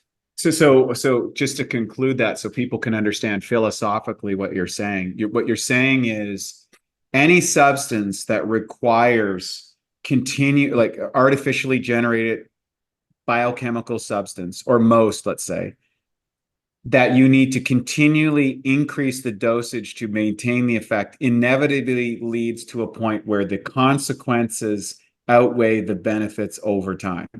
Would that be? Linus Pauling, one of my teachers, talked about orthomolecular Yeah, substances. Ortho means right, molecular molecules. So if the thing that you're considering taking came from nature and there's evidence that it can support a positive outcome, it's likely that it will do that. So to him, taking vitamin C from outside sources was part of that armamentarium. It was not natural per se. It was processed and concentrated. But taking vitamin C in a highly concentrated dose is not deleterious to your health. It's actually very positive and has enormous benefits that go way beyond most people's understanding. You know, the basis of our structure and form is collagen, and that's what ascorbate primarily generates inside the body. And when you punch it out on a regular basis as an athlete that's involved in strenuous activity, you're going to compromise the structure and scaffolding of the very cell, and vitamin C supports that. So I'll take vitamin E and magnesium. How many grams of vitamin C do you take a day? 10. Yeah, and that was kind of Linus Pauling's kind of 10 was. Yeah, and then if I'm injured, I'll double the dose or triple the dose. I'll quadruple it. In fact, if I was concerned about cancer treatment, I would take it intravenously. I also pride myself on not taking any medication as a human being. Okay, outside of performance enhancing, I think that for most people, it's counterproductive.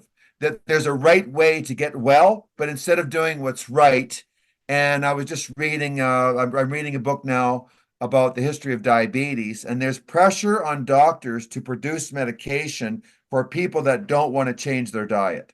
They just want to take the medication. That's right. Okay, so it's not all the doctor's fault. Ozempic is another example. Exactly. I mean, that's just heresy, right? That's insanity coupled in a test tube is Ozempic.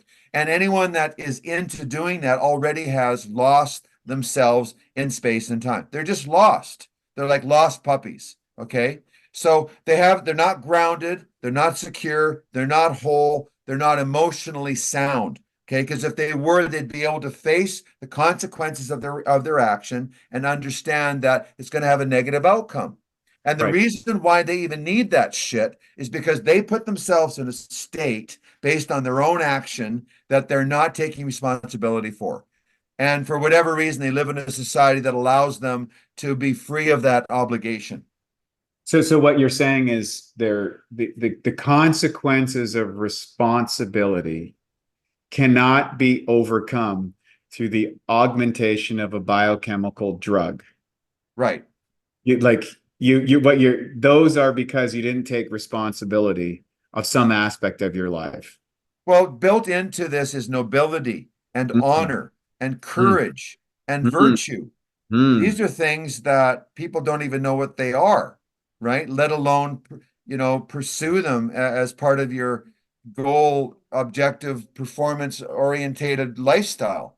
Yes. So I think that what is noble? What is noble in Cory's world?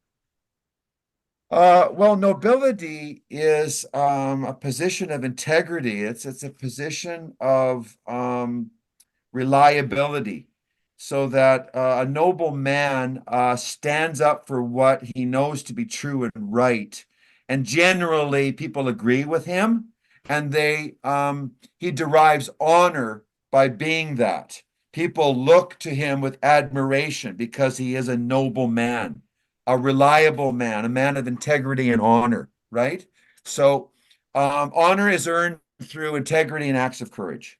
And so CHI was courage, honor, and integrity, which, it all Cory came Holly at the Institute. time, Yeah, right? Cory Holly Institute. Yeah, and that's what I like to think of myself as being all about. Yeah. Courage, honor, and integrity. Do I have any in my life? Am I a courageous man or am I a coward?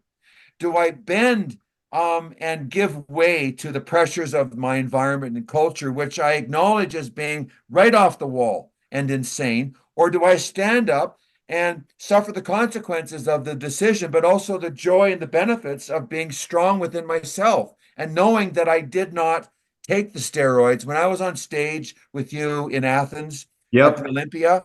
In Yep. my mind, I was on that stage, Wade, and I said, yes, I did it. I'm here. I Yes. got to this level and I didn't succumb to the pressure and I didn't bow down to the gods Yes. that everyone else did, right? I stayed true to myself.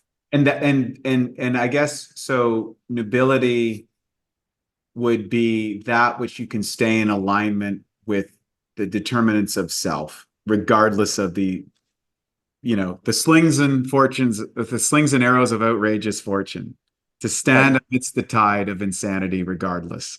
Yes. I'm not trying to prove a point. I just No, want to no, live. no. Yeah, I just want This to know is the that. thing. I just want to live and I want to live well. So please leave me alone and let me do my own thing. But you'll discover that as you pursue these goals that we're talking about, that people will try and get in your way. Your culture, the system, the authorities, the governments, everything will try and get in your way of just being who you are. They won't let you be who you are. They'll try and force you to be something that you're not. Okay. Yes. And that is why you're going to get in trouble.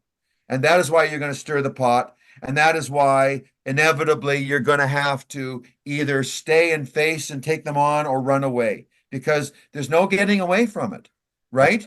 Because even if you become an isolationist and people will see you as being strange, and there's still a certain amount of pressure from the society that you live in to be like everyone else, to eat the junk and be fat and be sick, which is normalized now. Where can people find more about Cory Holly to get your institute? CoryHolly.com. Yeah, and can you tell a little bit about the education programs that you offer, which are excellent? I took my certification through it, and I'm eternally grateful for that. I've got a tremendous amount of value for it and a lot of respect of what you've done in the world. What's that course about, and the courses that you offer at that, and who's it available to? Well, imagine the manual that we didn't get at birth. Okay, that's in every car. That's Yes. in every car. There's Yes. an owner's manual. So I think that's what I set out to do, was to write an owner's manual for everyone that needs one. And it evolved into sports nutrition as a sector of the industry, but that is the center of the health industry, because you can't get well without movement, exercise, and sport. And then when you move and exercise and play sport, your nutrition chemistry changes, and you have to understand how that works. So the essence of sport is about wellness and nobility and courage, right? And Yes. then all of these great naturalists like Steve Reeves and Chet Yorton, they were achieving things that people admired, and they were doing it without assist. They embodied them essentially with their physicality. Absolutely. And why do we like a well-muscled man standing in front of us? What is it about that? What is it about the ideal There's man a or woman? truth to it. But There's a truth to it. yeah, absolutely. There For is sure. there is an observable, tangible truth of the embodiment of a closer pursuit of physical perfection, where everything flows in optimal quantities and qualities and is expressed in the beauty and grace that a human can embody. And anybody that watches a great athlete perform a sport at its highest level, you transcend sport and it becomes art. For sure, absolutely. Yeah, and why does everybody jump up when the guy scores or breaks the record?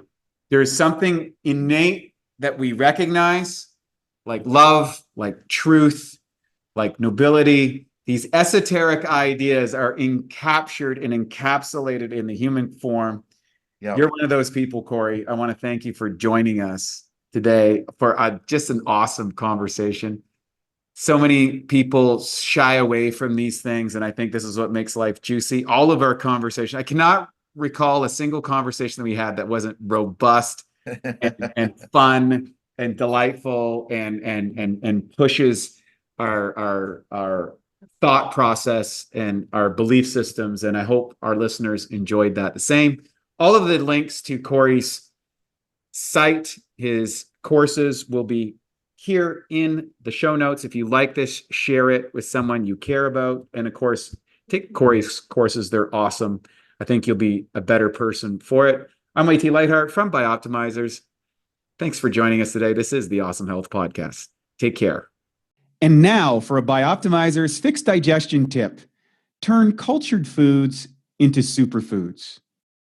Raw fermented foods like sauerkraut and low sugar live yogurt can be good for you, but rarely have enough of the right probiotic strains for therapeutic benefit. So here's a way that you can turn them into superfoods. What I do is I get some raw sauerkraut or a healthy yogurt. Ideally, it's grass-fed or coconut-based, and you can empty 3 caps of P3OM into a container and mix it up thoroughly. Leave it at room temperature for a couple of hours before putting it back into the fridge. And what's going to happen is these probiotic levels will be multiplied. In fact, it doubles every 20 minutes. And then what you're going to get is you're going to have a food with strong proteolytic activity. To learn more about P3OM and why its patented strains make it the strongest probiotic available, go to www.bioptimizers.com. Thank you for listening to the Bioptimizers Awesome Health Podcast. You can find more information at bioptimizers.com.